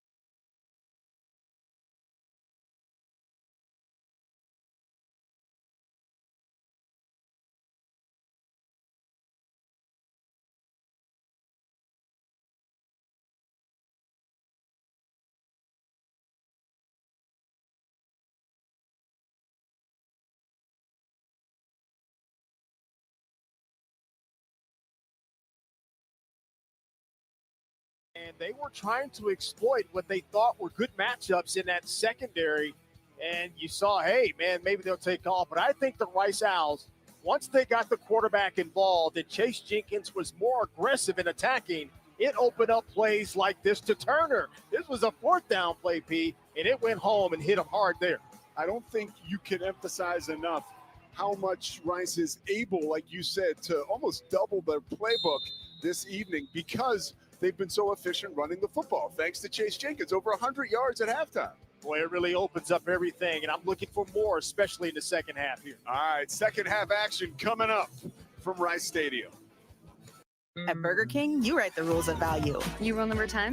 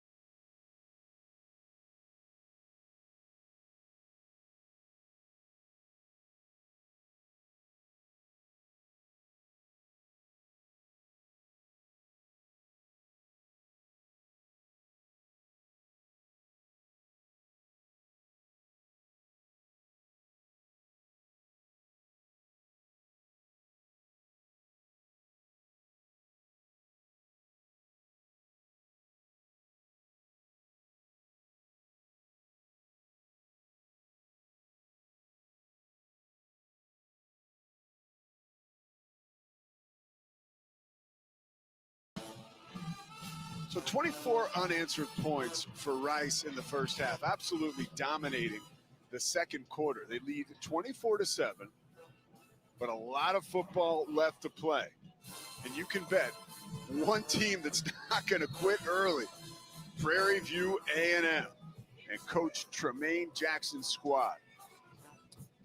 And really, when you think about it, that's part of the culture that he's trying to build, right? Because it's been too many times in a game they may trail, and then they slump their shoulders. And he's the type of coach that's not going to allow that to happen. So you're going to see the best fight by the Panthers here in this second half. Quentin Jackson is deep. Short kick. Fair catch is called for. And the catch is made by James Falk. As we take a look at the first half stats, and look at that, Rice, 226 total yards, but the 184 rushing yards, LD, leading to the 19 minutes time of possession. Yeah, it's been really efficient. And I think the 42 passing yards is a little bit underrated. Yes, it's 42, but when they passed the ball, it was effective. It kept the chains moving. It kept the defense off balance. And that TOP, they should be able to TOP everybody that they play, especially the way if they can get the offense running like they've been running that first half.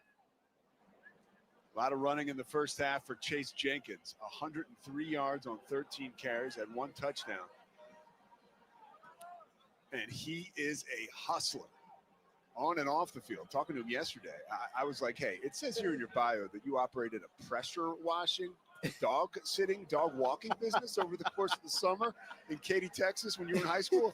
And he was like, can't confirm. He's like, you can ask my neighbors. I said, all right. But that says a lot about this dude. Boy, it does. And it's an unselfish player. And this offense, you got to be unselfish for sure. Gets a little help there. Jackson grabs the bungled snap. It drags tacklers with him close to the 50-yard line. Remember, he's dragging tacklers with a 5'7", 160-pound frame.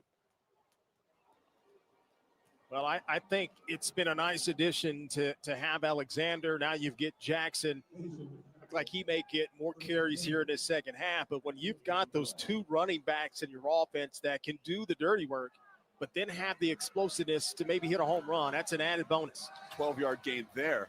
Jenkins takes it across midfield and is chopped down by Ameo.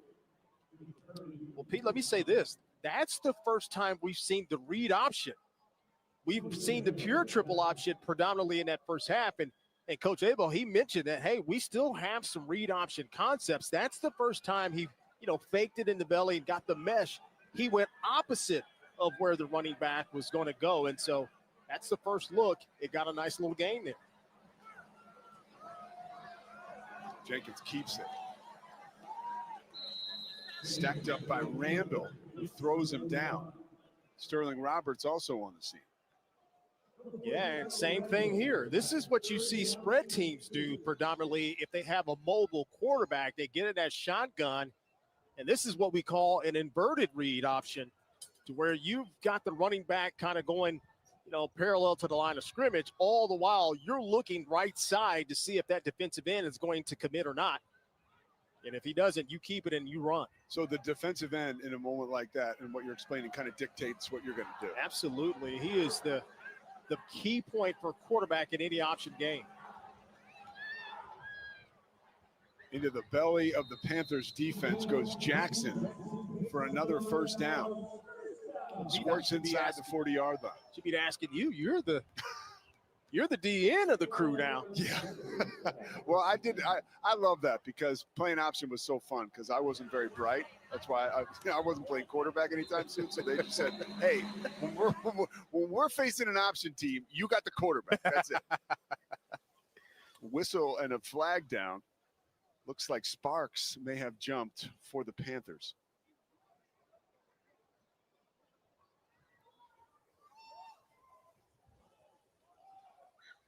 That's kind of what we talked about in that first half. It was some penalties that really hurt the Panthers, extended drives, obviously for the Owls in that first half.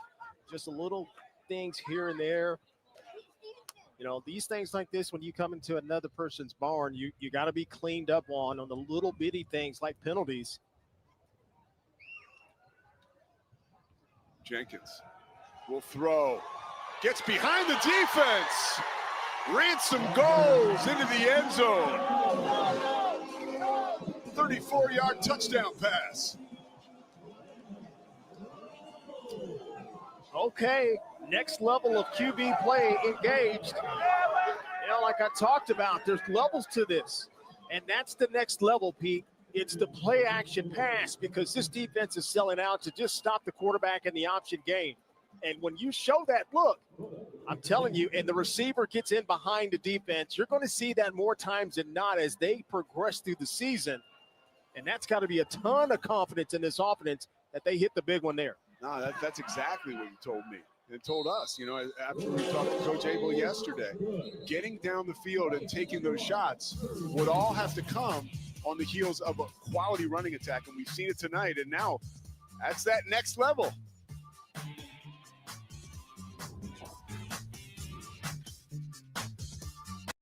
Hey, your barber will be right with you. One barber? Hey, I'll get some burgers after this. So in. Just the sides and the top, please. Oh, Sam, keep it tight.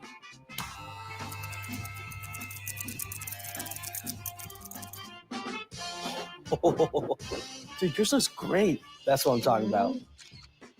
Fresh. Now I'm kind of feeling chicken. Can't wait to show my mom. Go, go! I got to. It's time to screen for colon cancer. Also, I'm just going to the porch. Cologuard is for people 45 plus at average risk, not high risk. False positive and negative results may occur. Ask your provider or request Cologuard online. Sports are great. Hey, come here! But is Sport Clips better than sports? Because Sport Clips is sports. Plus, massaging shampoo. Sport Clips. It's a game changer. At Simply, we work hard to keep things simple. And nature works even harder. Simply, say yes to simple. Behind every DIY.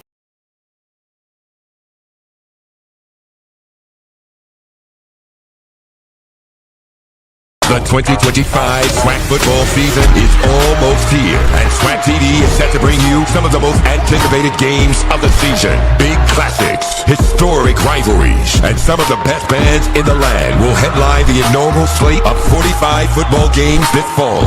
Free, live, and on demand on the new and exclusive streaming platform of the Southwestern Athletic Conference. The time is now. SWAC TV is here, building champions for life.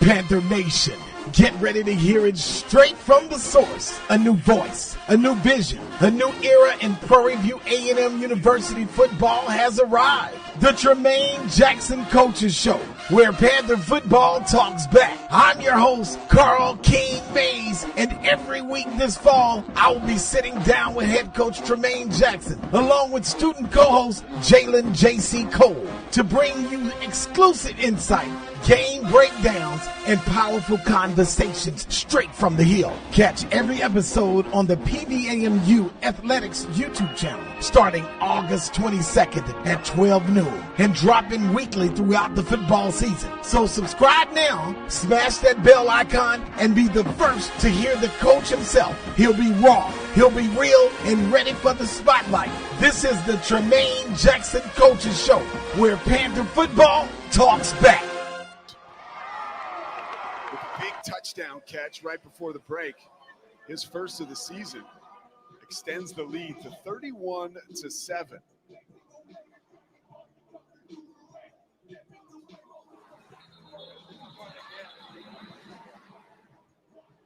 The ball gets blown off the tee. Hey, you got that much wind in the stadium right now? Or? Well, look at it this way. A little bit of wind is way better than a weather delay, right? Which is what Coach Tremaine Jackson said. Man, I'm just hoping we kick off on time, because every game we've had so far has been either delayed or we've had to take a break because of weather. Not this time. Yeah, they had that going on in Lubbock today, matter of fact. A little delay to start that game. Oh, really? Didn't slow down Texas Tech, up 38-0. All right, now Pete, tell us what happened. Keep your eye on the cornerback at the bottom of the screen here, right around the 30-yard line. His responsibility is what been the entire game, the pitch man. So when the motion goes, let it roll, guys. He's looking at that pitch man, but he forgets Ransom Goals is going to go on a streak that he's an eligible receiver. That's the art of deception in this offense. You get this defense hitting them every single play to start the game. And that one time they lose concentration and respect, you get over the top. Nice work, partner. Make it just simple enough so I can understand it. I appreciate it.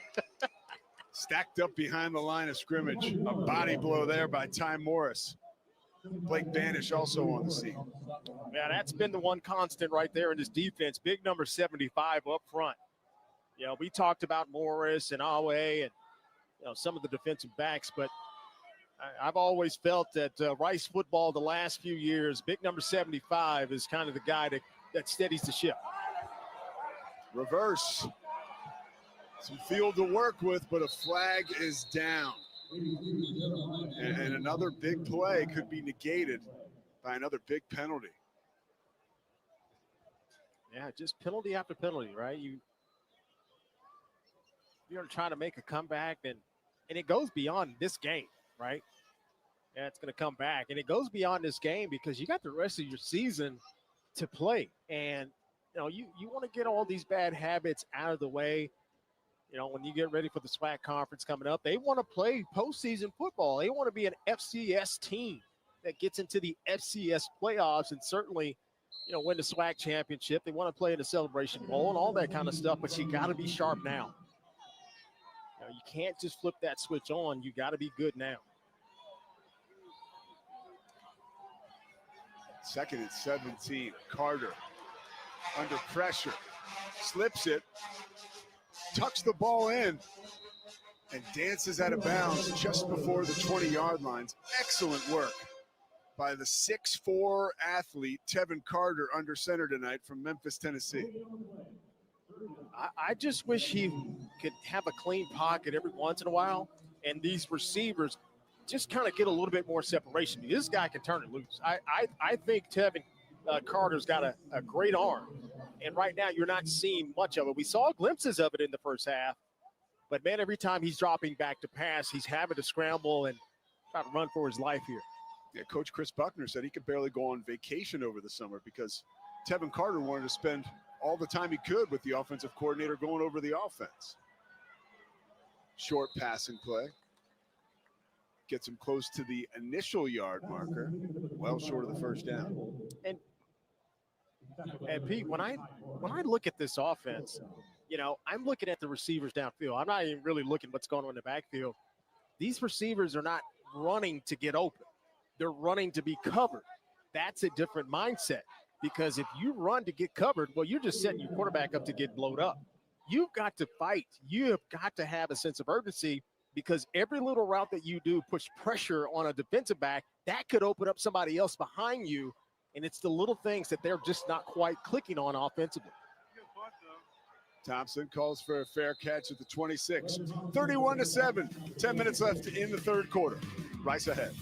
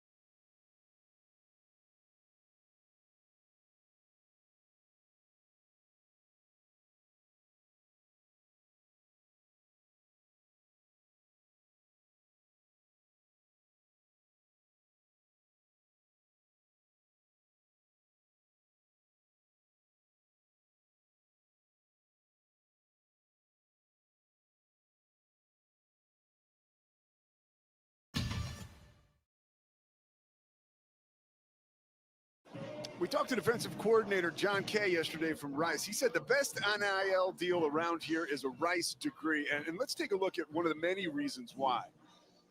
We talk about Rice colleges. And, it's one of the unique elements of student life at Rice University. They don't have fraternities, they don't have sororities, honors, or any athlete-only dorms. They've got this stuff, right? In place of that, each student is assigned to one of 11 residence halls or colleges that they live in for the duration of their 4 years. Each college, well, it has its own unique colors or shields. Students proudly display them. And they're going to be proud of this guy, too. Mr. Jenkins, just shy of the 50-yard line, literally continues to roll. And I love how they integrate the football players into those communities, right? Even as an incoming freshman, that's got to be kind of comforting, right? You belong to kind of a society amongst your years here at Rice University. So I think it's pretty unique, but I think it's pretty cool at the same time. It's really awesome. I'm sure it helps the athletes just as much as it does the rest of the co-eds. You know, like you, I played college football. I went to the University of Richmond, and our Coach Reed really tried to push the football team to join a fraternity because we didn't do that stuff. And he wanted us to be a part of the school and get to know other students. And he felt like that was a good way to do it. At Rice, clearly, they found their own way for decades. Yeah, that's one of the things I looking back on my career. I was so committed to just playing football. You kind of get sheltered in a bubble away from the rest of, the campus. Seeking shelter there was Jenkins, but he is put down. No gain there. Nuthake on the tackle.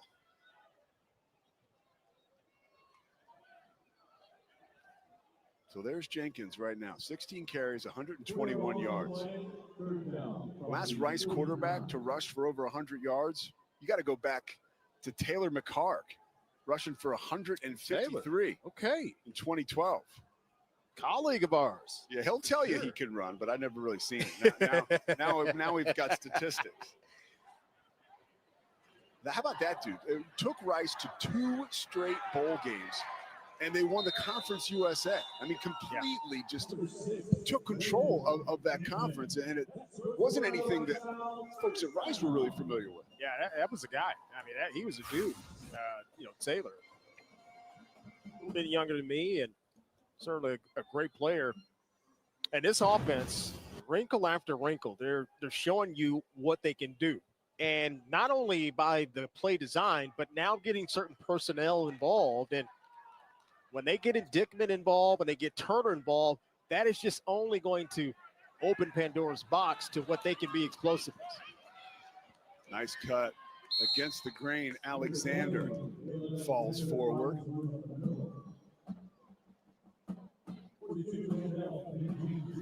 There's just so much defend in this offense, and this offensive line still rolling pretty good.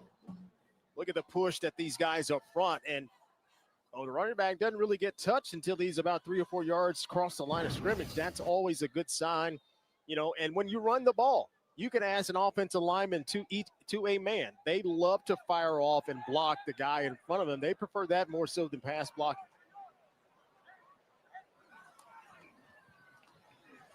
Jenkins, no daylight. Coming in like a heat-seeking missile and making the play, Javen Jackson. Yeah, good defense there.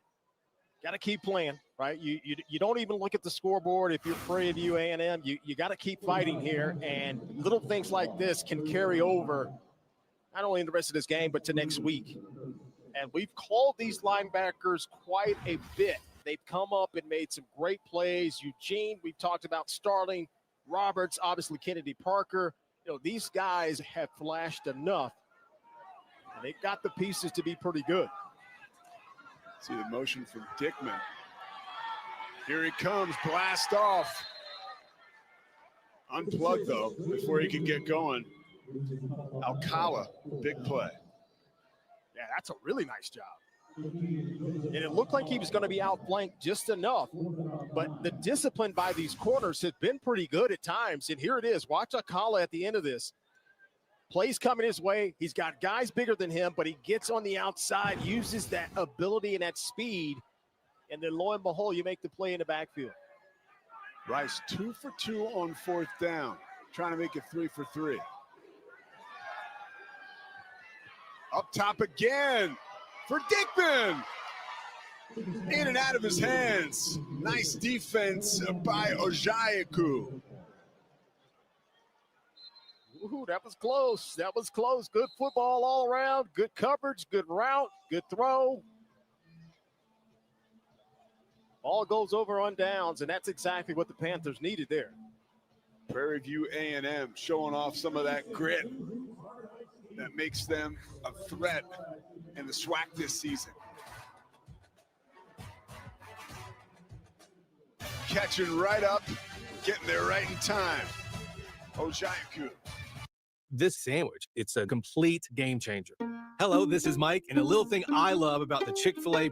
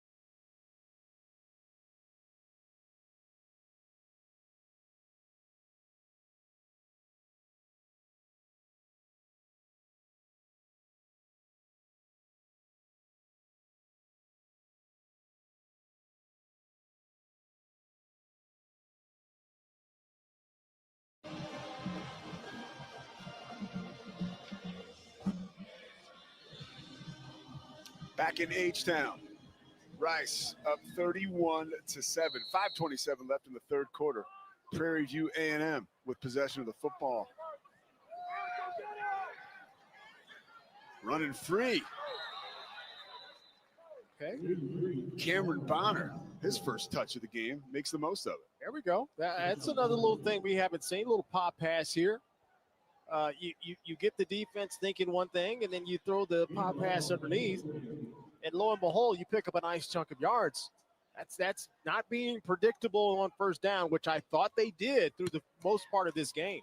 11 yards officially. Carter. Yeah, that pass was intended for Bingman, but he was held up, to say the least. And then in hindsight, this is why the IQ of this defense is good. Number 16, 10-yard penalty, automatic first down.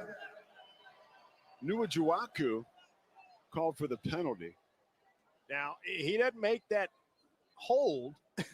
He's going to have a wide open receiver behind him, and so he may be thinking, hey, I don't want to give up a bigger play than maybe 10 yards here.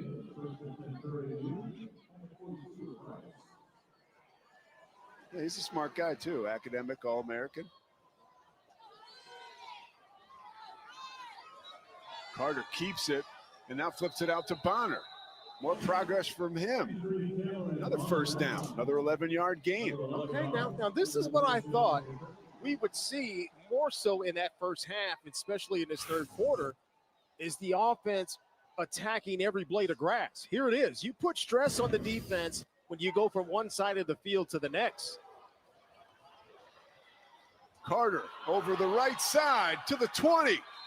Inside the 10, bagged out of bounds.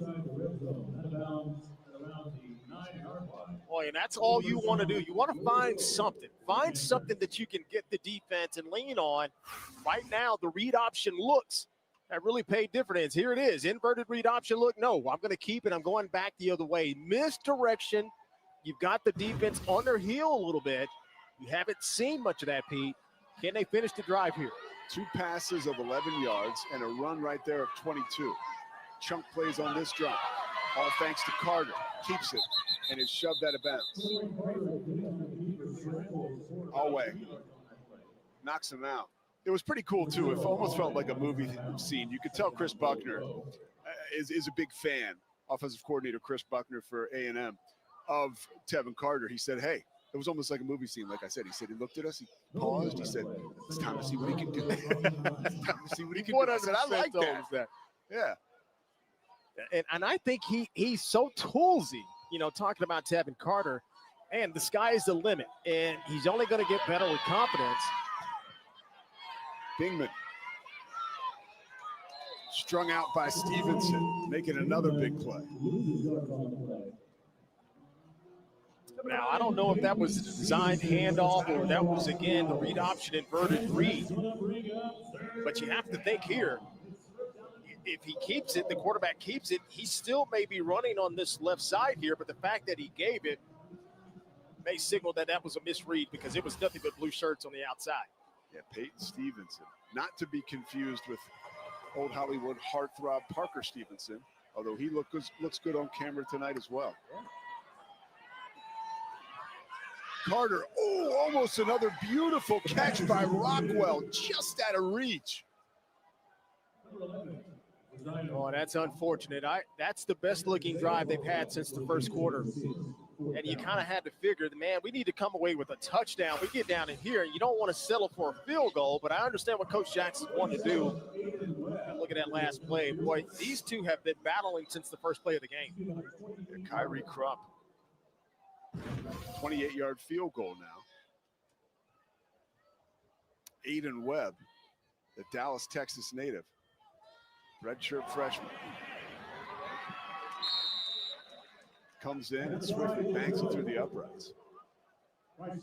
Trimming the lead to 3 scores.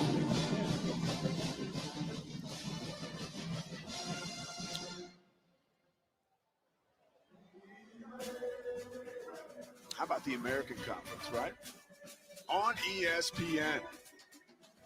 It's home to actually more than 40-plus college football games, more than 1,000 exclusive live events, and every American Conference championship throughout the season. I'm telling you, I am always on my app going through the conference programs, and I land on the American a lot, and I'd love to see what's going on. For more information and to sign up, all you have to do is visit stream.espn.com. You think the American's going to get a team that for the playoff spot? Look, there's certainly a candidate, and there's a lot of G5 schools that I think we'll be talking about, obviously, as we get closer to December. But it's kind of now is who's going to emerge, right? Yeah. That's the beauty of it, right? Still early enough in teams. We think teams are a certain way about the third game of the year, but you really won't know until probably mid-season as you start to make that push for certainly conference championship, who's going to be the best out of their conference. But right now it's anybody's guess because there's a lot of good football 100% in the American. You can put this conference up against anybody. Another short kick. Fair catch called for at the 27-yard line by Thompson. Miami taking care of business today against South Florida. Makes things a little different, but I'll tell you who's looked a little different today, this young man. The dual threat, 10 of 13 throwing the football for 87 yards, so efficient. 1 passing touchdown, 114 rushing yards for 1 touchdown there. Looks like an old LD McClain, baby. Right? And I wish I was that good. I mean, this kid makes it look way too easy. I had to work too hard for my stuff, but no, he's looked fantastic. He looks in full command. That's all you want from your quarterback is to look the part, first of all, and then in between the ears, the game is starting to slow down, and that's where his talent can take over, and we've seen that certainly this evening. The true freshman Hardiman with a full head of steam right into the teeth of the defense. No gain. But as we said for Tevin Carter on the other side, the sky's the limit. I think the sky's the limit for Chase Jenkins because I don't think he really knows how good he can be. And I know Coach Abel does. I know the coaching staff does. But he has to understand that and then play like that going forward. And competition's going to get stiff. When they get into the American Conference the rest of the season, it is going to be difficult. Can he rise up? Hardiman again bursts into the secondary for a first down. Boy, I really like the look of this freshman. This guy here is a downhill bruising type running back. He just fits the mold of what they want to do offensively. Again, these running backs are not huge, but if there is a bigger one, obviously Alexander would be, but then there's Hardiman Jr., who's right behind him at 200 pounds. Well, I got one for you. His dad, also DeAndre, I think he may have played against you. He rushed for 1,600 yards and about 30 touchdowns from 95 to 98 at Texas A&M. I remember him. Yeah. I think absolutely. you guys played him at UNT, right? Yeah, we went to Cal Field, and it was almost like it was a different league. That guy was incredible. Absolutely. That's when I lined up, Pete, and I'm under center, and I'm looking at that win at defense, and I'm like, okay, this is not Louisville High School. Oh, man, I bet. 2nd and 4 coming up for Rice. There's Hardiman again. Wow, he cuts on a dime, just kind of coasting into the secondary. Another first down. Now, he's not quite built like Dad. Dad's more of a leaner, upright type running back. But this guy here is like built like a truck. But he still has the feet like Dad. And that's the combination that is scary as he starts to get some reps. He starts to get that confidence. And then this offensive line is going to do what they do. And so these running backs could certainly eat well this season. Jenkins shoved out of bounds nearing the 40-yard line. Shelton does the honors of getting them out of bounds, but they continue to move the football through the Owls. And that'll wrap up the 3rd quarter. 31-10 is the score. And Rice in their final game before they take the show into the American Conference, which starts with a road game at Charlotte coming up on Thursday. 4th quarter coming up, 31-10. We'll be back in Houston after this short break. Rice in control.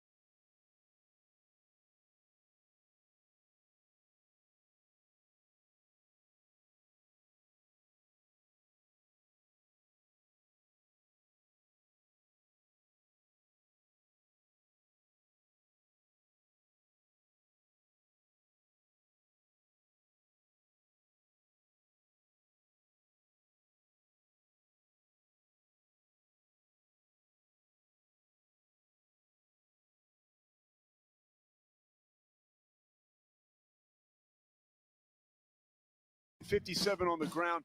We talked about it at the top of the show.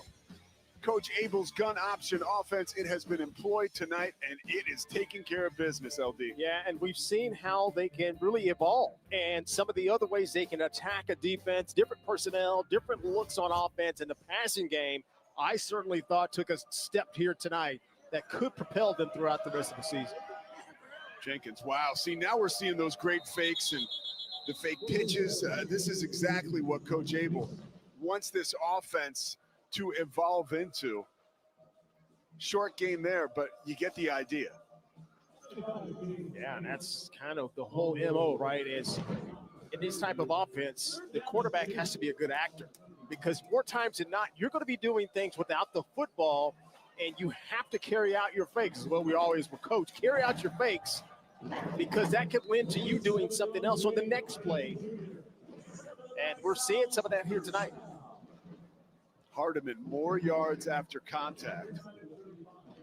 Pete, I used to get in trouble not carrying out my fakes, talking about that. I would just kind of hand it off and then look back at the play. And, boy, coach would get on me like I was a nobody, like I was a walk-on or something like that. Well, that last fake, it fooled me, and I think it fooled the better part of the Prairie View A&M defense. Jenkins, under pressure, gets it off to Dickman. Karam's in the air, knocked out of bounds. Pressure coming and coming hard in the form of the big fella, Malik Mason. Yeah, and Mason doesn't get there. This might be a touchdown because here it is. He saw it at the last minute, but the pressure is there. And if he doesn't get there, that's a touchdown because the receiver was well behind the defensive back, and that pass just brings the coverage back into contact. And let me get that right. Let me give my man Jamal Marshall the credit for getting in the kitchen of Chase Jenkins. Marshall, 5'11", 315 from Fort Worth. Came screaming into the backfield. Screaming into the secondary goes Turner, giving the Panthers more fits. Remember, he had the 52-yard touchdown on the reverse. And now you see him right there, tango with Zachary. And he's going to get flagged for that. He's kind of threw the football back into the face of one of the Panthers defenders. And I know there's a lot of talking going on down at the field. You and I both know what goes on down there on the field, but you got to keep that composure. First down after the play. Unsportsmanlike conduct. Offense, number 1. 15-yard penalty. This is number 1's first unsportsmanlike of the game. I want to give referee Matt Overton and his crew tonight a lot of credit because they have done a nice job keeping a lid on this one. And you talk about it, LD. It has gotten chippy at times. We had a touchdown in the far end zone. Yeah, you throw the ball, you're going to get it. Yeah, we can't do that. But earlier in the game, there was a touchdown in the end zone, the last touchdown, and there was definitely some jawing going on, but officials separated the guys, no flag. But that time it was necessary. Jenkins skirts a defender out of bounds right before the 35-yard line. Yeah, you got to think. Some of these players are from the Houston area. You got, obviously, Rice being in Houston, and it means something, this game. I know they play in different levels of college football, FCS and FBS, but it's been chippy. I've been kind of watching it too, Pete, and you're right. The officials have done a great job kind of keeping it under control.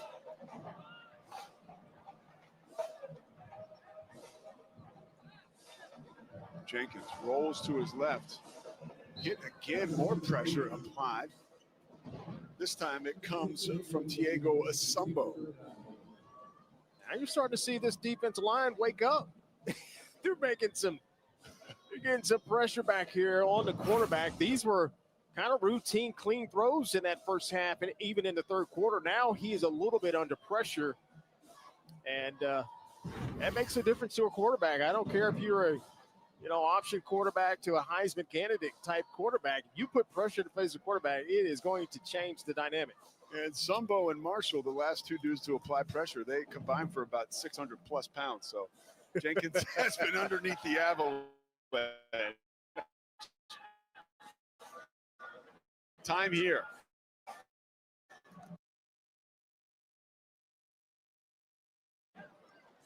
wisely throws it out of bounds. Nobody open. Brings up 4th and 7. See what they do here. Could be another attempt coming from Enoch Gota. Right now, though, it looks like the Rice offense will stay on the field. Check that. Here comes the field goal unit.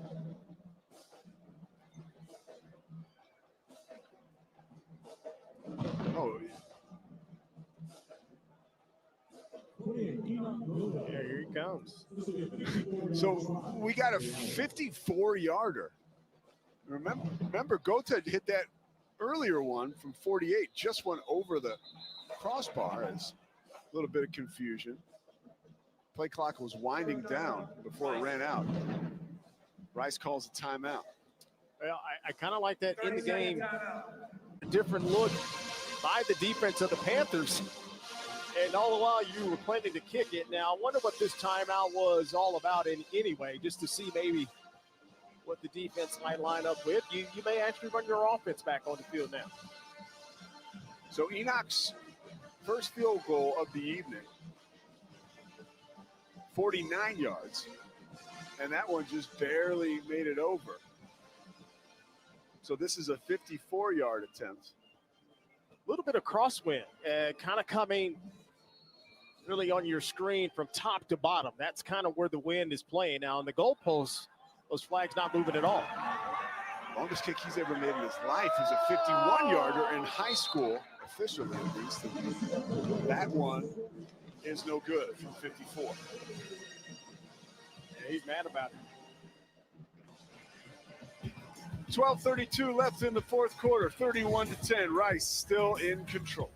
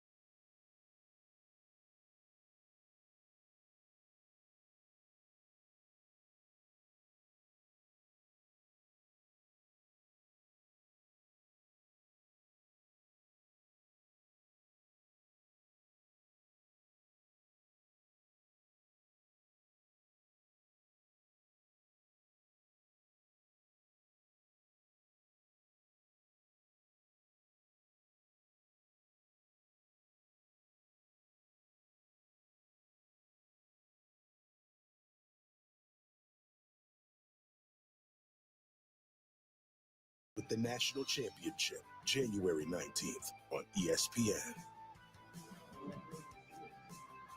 Oh, a little case of goosebumps right there for this guy.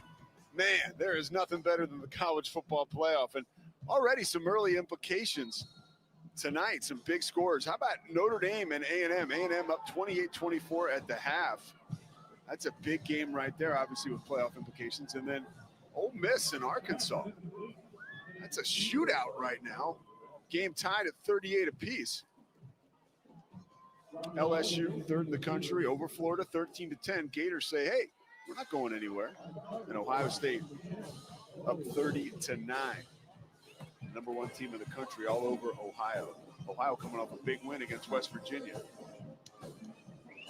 And West Virginia beat Pitt today. I mean, this is when it gets so fun. I mean, everything starts happening, and each week you get surprised. Tevin Carter.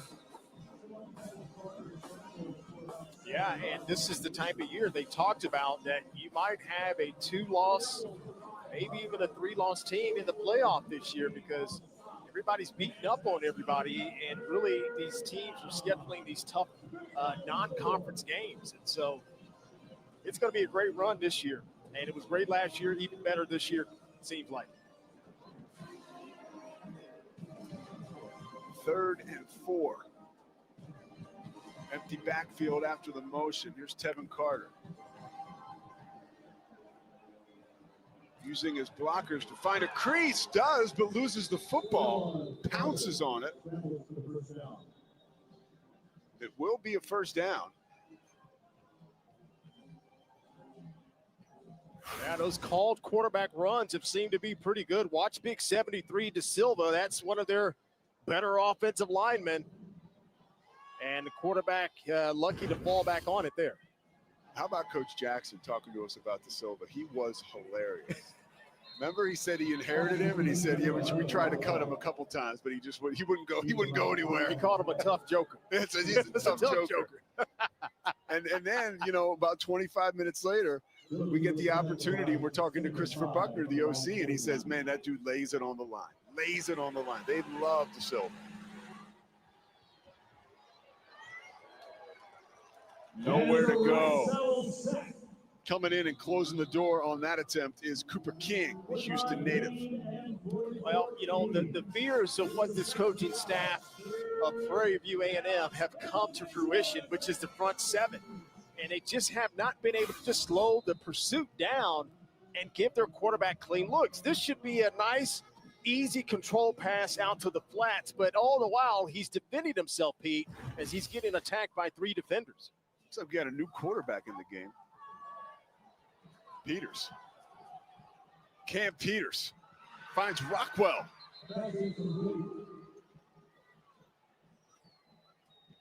So Cameron Peters takes over and comes right into the game. Ice water in his veins. Oh, boy, yeah. Throws a completion, but right back out onto the sidelines. That's got to be one of the better throws of the night for Prairie View A&M. Look at this. You've been sitting cold on the bench, and then you come out here and throw a strike down the middle. Remember, he led Prairie View A&M to their first victory of the season against Texas Southern in the opener. And then last game, they were down very early.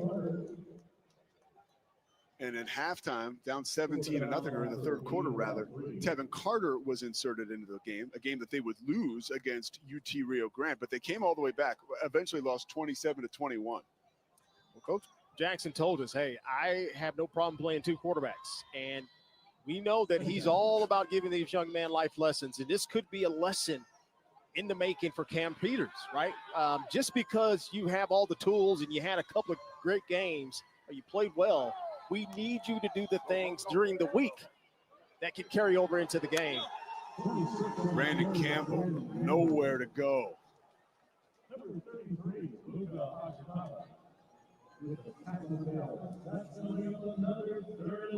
Brings up 3rd and very long. Yeah, they're just getting off the ball better now. And the offensive line, when you can see offensive linemen chasing D linemen, that's never really a good sign.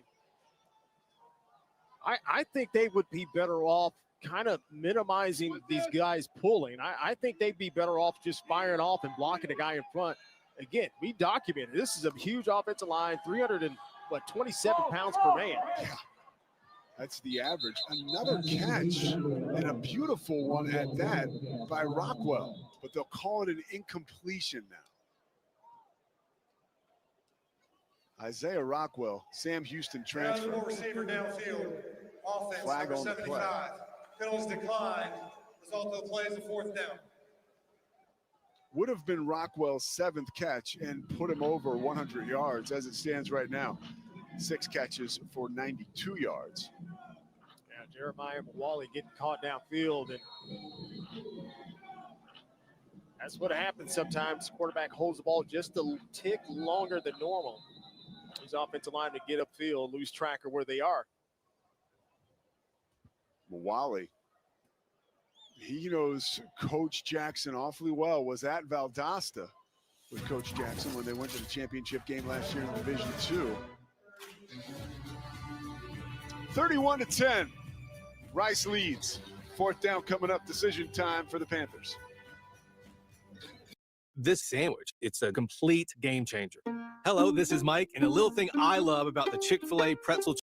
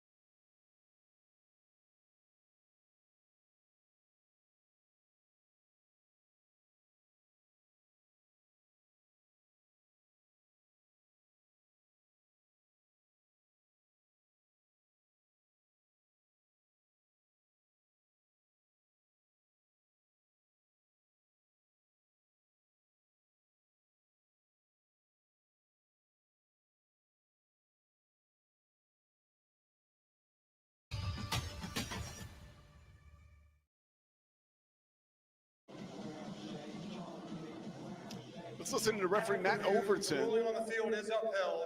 Prairie View A&M is charged a timeout. It's 4th down. So they took a look at that incompletion that was intended for Rockwell, and it will stay incomplete. In coverage on the play, mobility. His parents knew he was going to be a football player. See him coming over the top there? Mobility showing off mobility. Yeah, you got to commit to that. If you get the name Mo and your last name Ability, you got to play football for sure. But me personally, I thought that was a catch.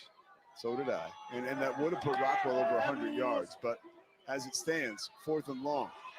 Carter doing everything he can, uncorks it out of bounds. Slammed to the turf. And the drive comes up empty. Well, you know, I kind of said it a little bit in the first half. These route schemes seem to run to coverage, and it doesn't give the quarterback an answer, because if the deep threats aren't open, or if the deep dig across the middle is not open, well, where else is he going to go with the football? And I think they've got to come up with an answer for the quarterback with a check down, releasing the back to where he's there. There it is, all of ESPN, all in one place. College football, everything. It is the all-new ESPN Act. Unlock with the ESPN Unlimited plan or log in with your regular provider. And the provider there for Rice is the running game again. 26 Flyers, the ball carrier. Byers was the ball carrier. Drew DeVilliers, 6'5", 228, the redshirt freshman from Plano, into the game at quarterback.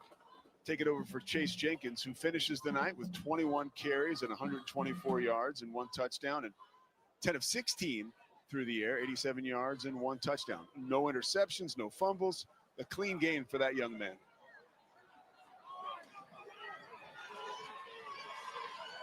DeVilliers, pass and catch. Casamervis with the grab. Ameo on the tackle. Now, DeVilliers is more of the quote-unquote pure passer out of the quarterback room, 6'5", 228, the typical quarterback that we see more times than not now in football at all levels. But, hey, let's not kid ourselves. This is an athlete. Played at Plano East High School, obviously from the Metroplex, and he is definitely a run threat if he needs to be.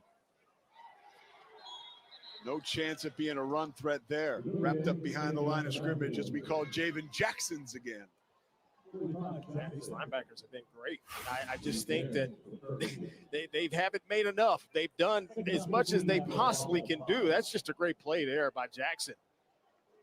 I mean, you know better than me. I know sometimes you leave some of those techniques unblocked, but I think that was a little it was coming right through the front door. Yeah, it's like you get a deer in headlights look when you're that quarterback. That guy comes unblocked like that. DeVilliers rolls left and throws right. A lot of mustard on that from a guy who signed originally to play baseball at TCU. Brings up 3rd and 15. And Drew DeVilliers staying here on campus, when Chase Jenkins was pretty much named the starter in the spring, that speaks to Drew DeVilliers' character, and also what we spoke earlier, defensive coordinator John Kay brought up to us. The best NIL deal of all the NIL deals that they have going on here at Rice is a Rice degree. 100%, and that speaks volumes to Coach Abel and his staff too, right? To get these kids to understand that we're trying to build a culture and we need everybody to do that. And you're right. Say what you want about NIL. You get that piece of paper from Rice University to take you on the rest of your life. I think you're going to be okay for sure. Samaj Pierre, 14-yard game off of the jet sweep. And he's got plenty more time left at Rice. A true freshman from Port Arthur. As it is 4th and 1. Nice move. Churning and churning and churning and taking tacklers with him. Byers again continues to bang his way to production. And watch the right side of the offensive line or left in the screen here. They just wash everything down. And that's just a nice run in behind that great blocking.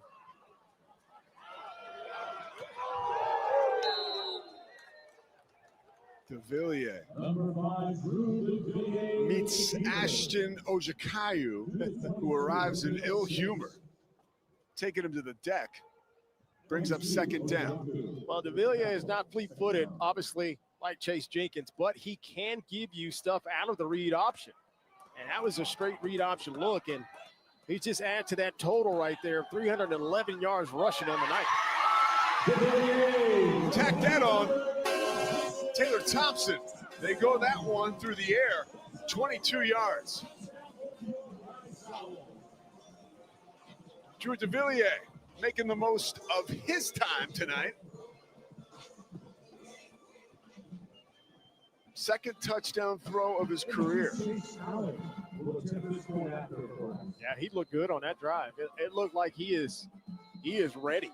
It's always tough. When you're the backup quarterback, you get half the reps, and sometimes you don't even get half the reps because the starter's taking the bulk of the practice snaps, but you got to stay ready mentally, and it looks like DeVilliers is certainly ready for his shot to come in and playing well. DeVilliers 2 of 3 on the drive, 27 yards, and this touchdown, boom!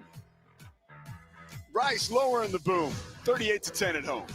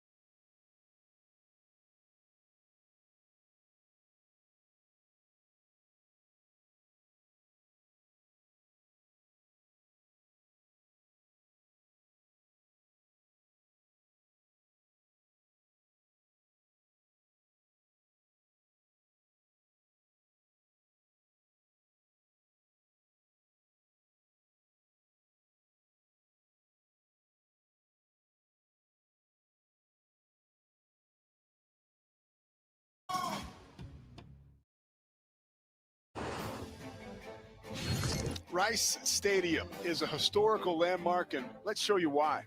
It opened in September 30th of 1950. To go to the moon in this decade and do the other thing, not because they are easy, but because they are hard. And in 1962, President John F. Kennedy told us we were going to go to the moon right here. In 74, that's right, it hosted a Super Bowl. The Miami Dolphins, Jim Kick, led in this carry by Larry Zonka ahead of him, defeated the Minnesota Vikings 24-7.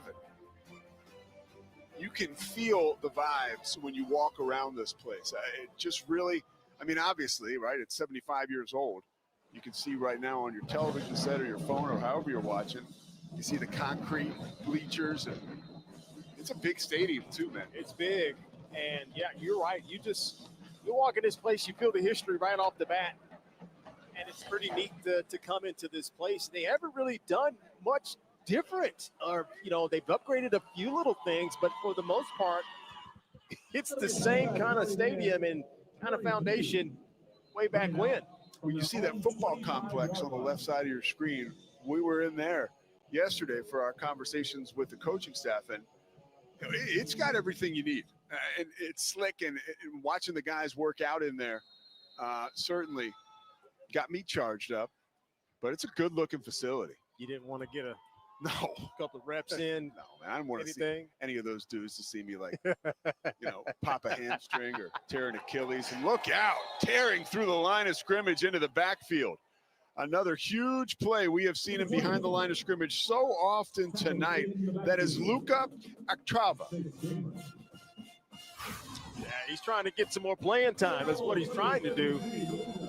They go pretty deep in that front seven.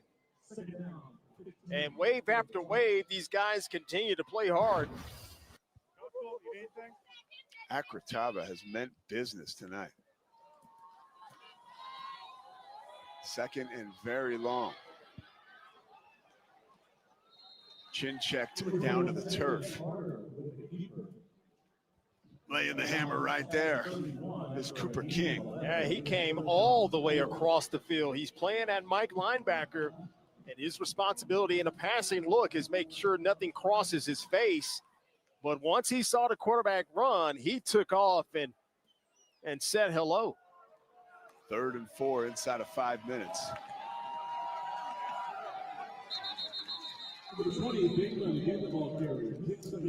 Pete, I thought Coach Jackson might have let Cam Peters kind of finish this thing off, because you want to keep these guys sharp.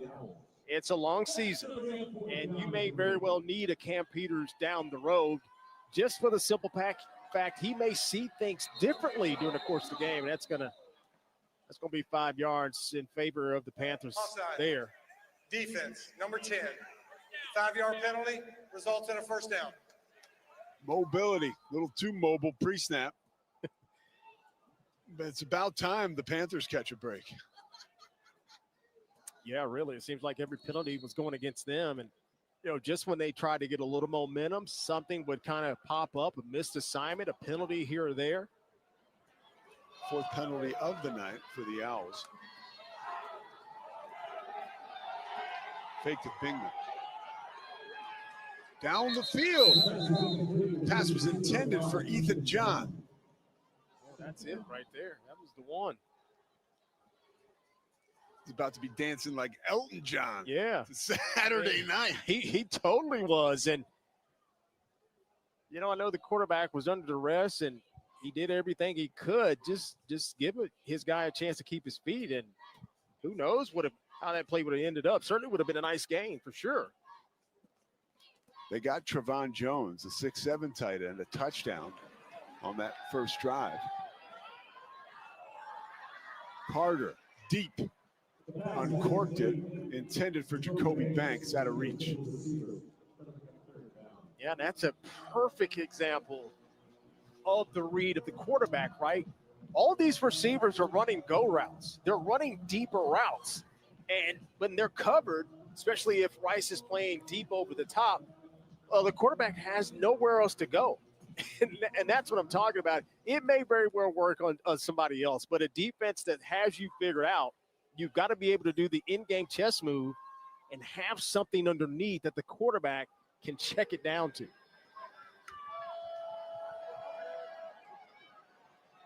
Here's Bingman out of the backfield. His adept catching passes. Close to a first down. Is it a first down? Yes. And that right there is what I'm talking about. That's one of the rare times you've seen the running back be a check down option because this defense is bailing out. They don't want to get burnt deep. And that running back should be money, and it should have been money the entire game. Carter keeps it, slips out of the tackle, is drilled. And that was his helmet. I was almost hoping that was the football. I was hoping it was a football, too. I was like, oof, man. Oh, man. And that thing didn't just fall off. It was kind of popped off. Watch the end of this thing. I mean, he's been running tough all day, but bang. Well, you want to see Cam Peters again. Here you go. Now, if Cam comes in on this play and throws another strike, Coach Jackson, leave him, man. Let him bring you home, man. I think he deserves it. Bo Barton was the player who dislodged helmet from head. Peters unloads, has a man open, and the ball just died. And it was almost picked off. That's a big throw. That is a tough throw in a window. You know, you gotta kind of throw the receiver open in anticipation. This is where he's just kind of hoping it gets there, but by that time, the defensive back is coming over the top and probably should have made that pick. He had Chaney Fitzgerald. Just couldn't get it to him as he talks it over with his head man, Tremaine Jackson. Here's Carter down the field. First down for the Panthers, moving the sticks. Nice pass and catch. These receivers got to help their QB out. To me, and I don't want to be overly critical, and I have to fight that tendency, Pete. You know, I'm a quarterback. I expect receivers to do certain things, man. These guys got to come off the ball. And I'm sure Coach Jackson, if we were to talk to him after the game or next week when everything's kind of settled, our receivers got to get off the ball. They're still kind of jogging. That is a big do you mean thing. like right off the snap? Yeah. Like they got to burst out of the gate? Yeah. Carter showing off some burst. Look at this warrior. Close to a first down before he's wrapped up. The kid is tough, man. Loses his helmet one more time. You got to buckle up both straps, bro. That thing and tighten it just a little bit more. Oh, he is a warrior, man. He is not afraid. But, you know, again, if I was 6'4", 225, I'd kind of want to be the same way too. But we got to get that hat figured out. Aiden Webb popped the top that time. 2-minute timeout. It's all academic from here. At Burger King, you write the rules of value. You rule number 10, I mix and match my way. There's 7 tasty items.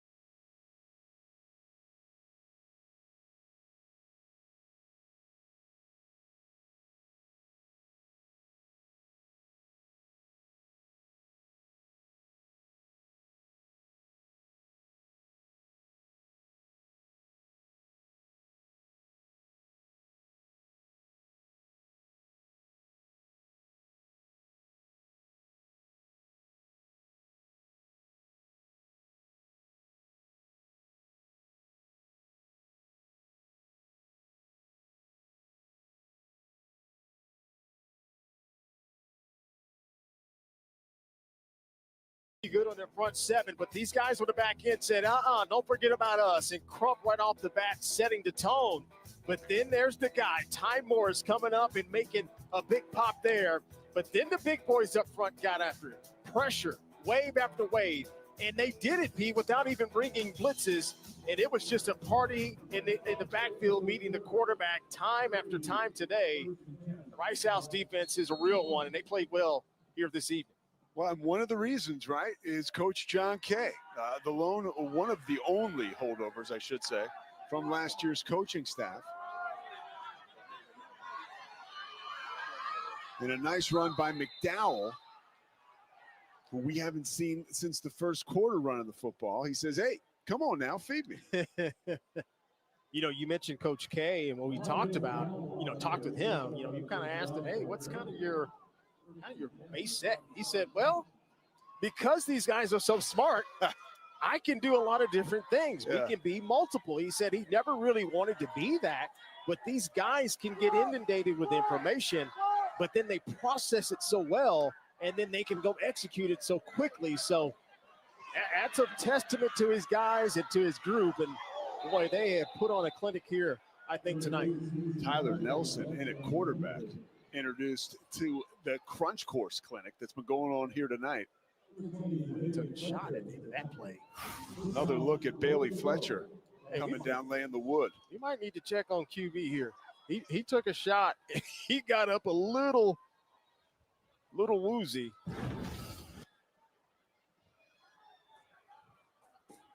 He just gave the bench a thumbs up. That's like kind of like 1985, though. That's when that used to work, right? Give the bench a thumb good. It's like most of the time it's like, hey, come on, we're coming to get you. Come on over here. Let's go to the tent. Play clock expired, but the timeout was called beforehand. Yeah, they're still checking him out. You all right? Yeah, you got to let them know. That's the thing. It's okay. If you take a pop, give yourself a minute. It's okay. Heck yeah. You don't win awards by being Iron Man out there. You got to keep yourself right. Only going to help by being healthy and being on the field.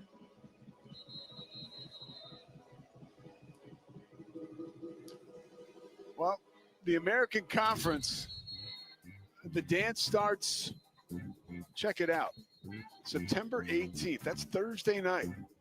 This Rice team will pack their bags and head for Charlotte. By the way, that's a homecoming pretty much for Scott Abel, former coach at Davidson. So there'll be a lot going on for him emotionally, I'm sure. Then you got Navy on the road, Florida Atlantic at UTSA, UConn at home, Memphis at home, UAB at home, then North Texas at home, and finally you wrap it up with South Florida, 18th in the country, making a push for the playoffs, making a push for the end zone. Back into the game is Tevin Carter, banging his way across the goal line. And that's well-deserved right there. You mentioned it. I thought Tevin Carter was a warrior today, and rightfully so. Let him get in there and finish it off. There you go, checking on the young Tyler Nelson right there. Hope he's okay. So the extra point, which would turn this into a 38-17 game, is through the uprights. I mean, there has not been a lack of grit and fight from this Prairie View A&M squad, embodying their head coach. Again, it goes back to the culture. Win, lose, or draw, you still have to play with the same intensity no matter what. And I think they checked that box. I think they came to play. I think they fought hard. A couple of areas they have to clean up. And a couple of plays in this game, the score could be different, right? It could be a one-score game or, but nonetheless, congratulations to that man to at least get the feel of getting his team in the end zone after all their work tonight. And there is Coach Tremaine Jackson in his first year. Man, wouldn't you just like to just go to practice one day and just see how he operates, during the week? And well, I got the feeling, right? You play for him, you coach for him, he's in your life. You're going to get the straight truth. Absolutely. Right? Very transparent, not afraid to tell people what they don't want to hear, which is really what makes human beings better. Yeah, we only had that little small window to talk to him, and you got that sense right off the bat. I enjoyed talking to Coach Abel. I thought Coach Abel was fantastic. Talking to Coach K on defense, it was just a good week of how these leaders of men. Well, getting ready for this game when we found out, or at least I found out that Coach Abel was drafted, right? A Major League Baseball player. And in his first at bat in single A, he hit a home run. Goes yard. Of course, crazy. As he would tell you, that was his last one. and he, by the way, is so calculated. He is just one play ahead, right? And he knew when he went to the minor leagues, he would take that opportunity and he'd go travel all around. Check this guy out. Look at this, man. Woo! Look at this. Call him. I was saying he's like Crash Davis, you know? He's that minor league catcher that keeps everybody in line, you know? That's awesome. Son of a dairy farmer. I mean, that tells you a lot about somebody. How about the family being athletic? Brother get drafted by the Rangers? Good gosh. New quarterback in the game. You know, going back to the schedule for Rice, you know, they've got their next few games on the road.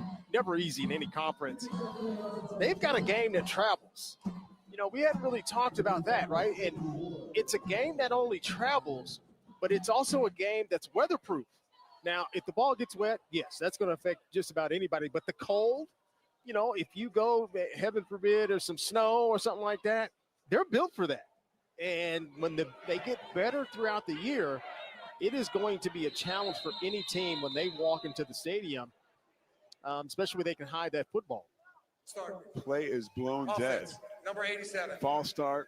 5-yard penalty. Second Penalties down. on Alex Shirley. Clock to 135. And the quarterback in the game is Patrick Creighton, and he is Patrick Creighton Jr.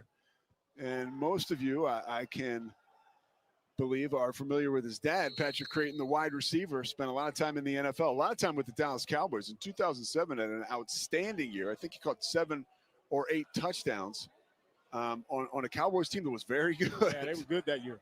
They were very good. Look at this. Blast off. Samaj Pierre getting his money's worth here late, the true freshman from Baton Rouge, Louisiana at 5'8", 168, showing off some speed, but a flag is down. 17-yard gain officially. Boy, they have an embarrassment of riches when the running backs. My goodness, they got guys that fly. Defense, number 45. 15-yard penalty, first down. Javen Jackson, whose name we have called a bunch tonight. Yeah, he's had a nice game. Real nice game. But I like that right there. Coach, he catches you right when you come off the field. Letting him know, hey, we need you. But we don't need that, you know.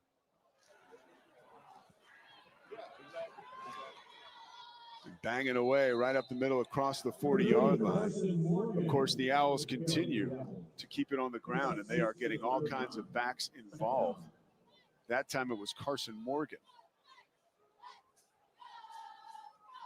And now you got some of these backup offensive linemen, and that's how you keep the machine rolling, right? This is valuable minutes. Some of these players that don't normally play if the game, per se, was closer on the scoreboard.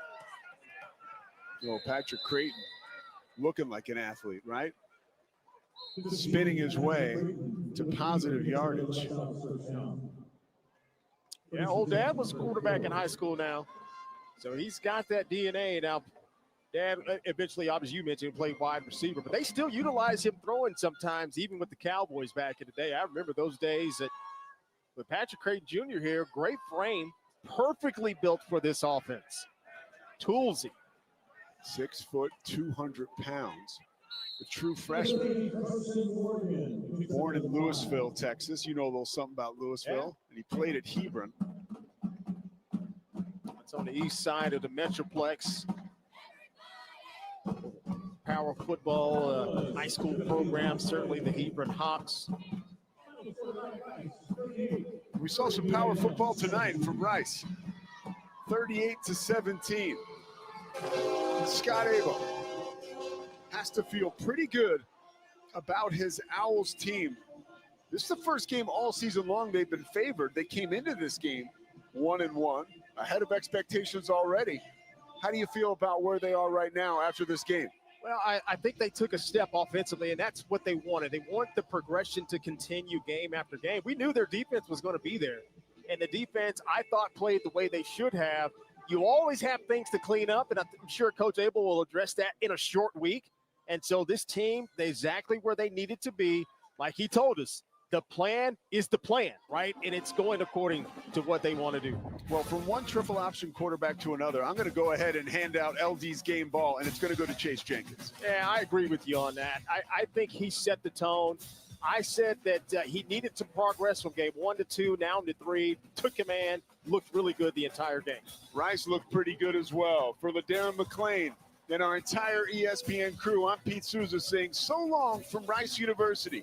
Final score, Rice 38, Prairie View 17. Remember, all games airing on the ESPN networks are streaming live and archived on the app.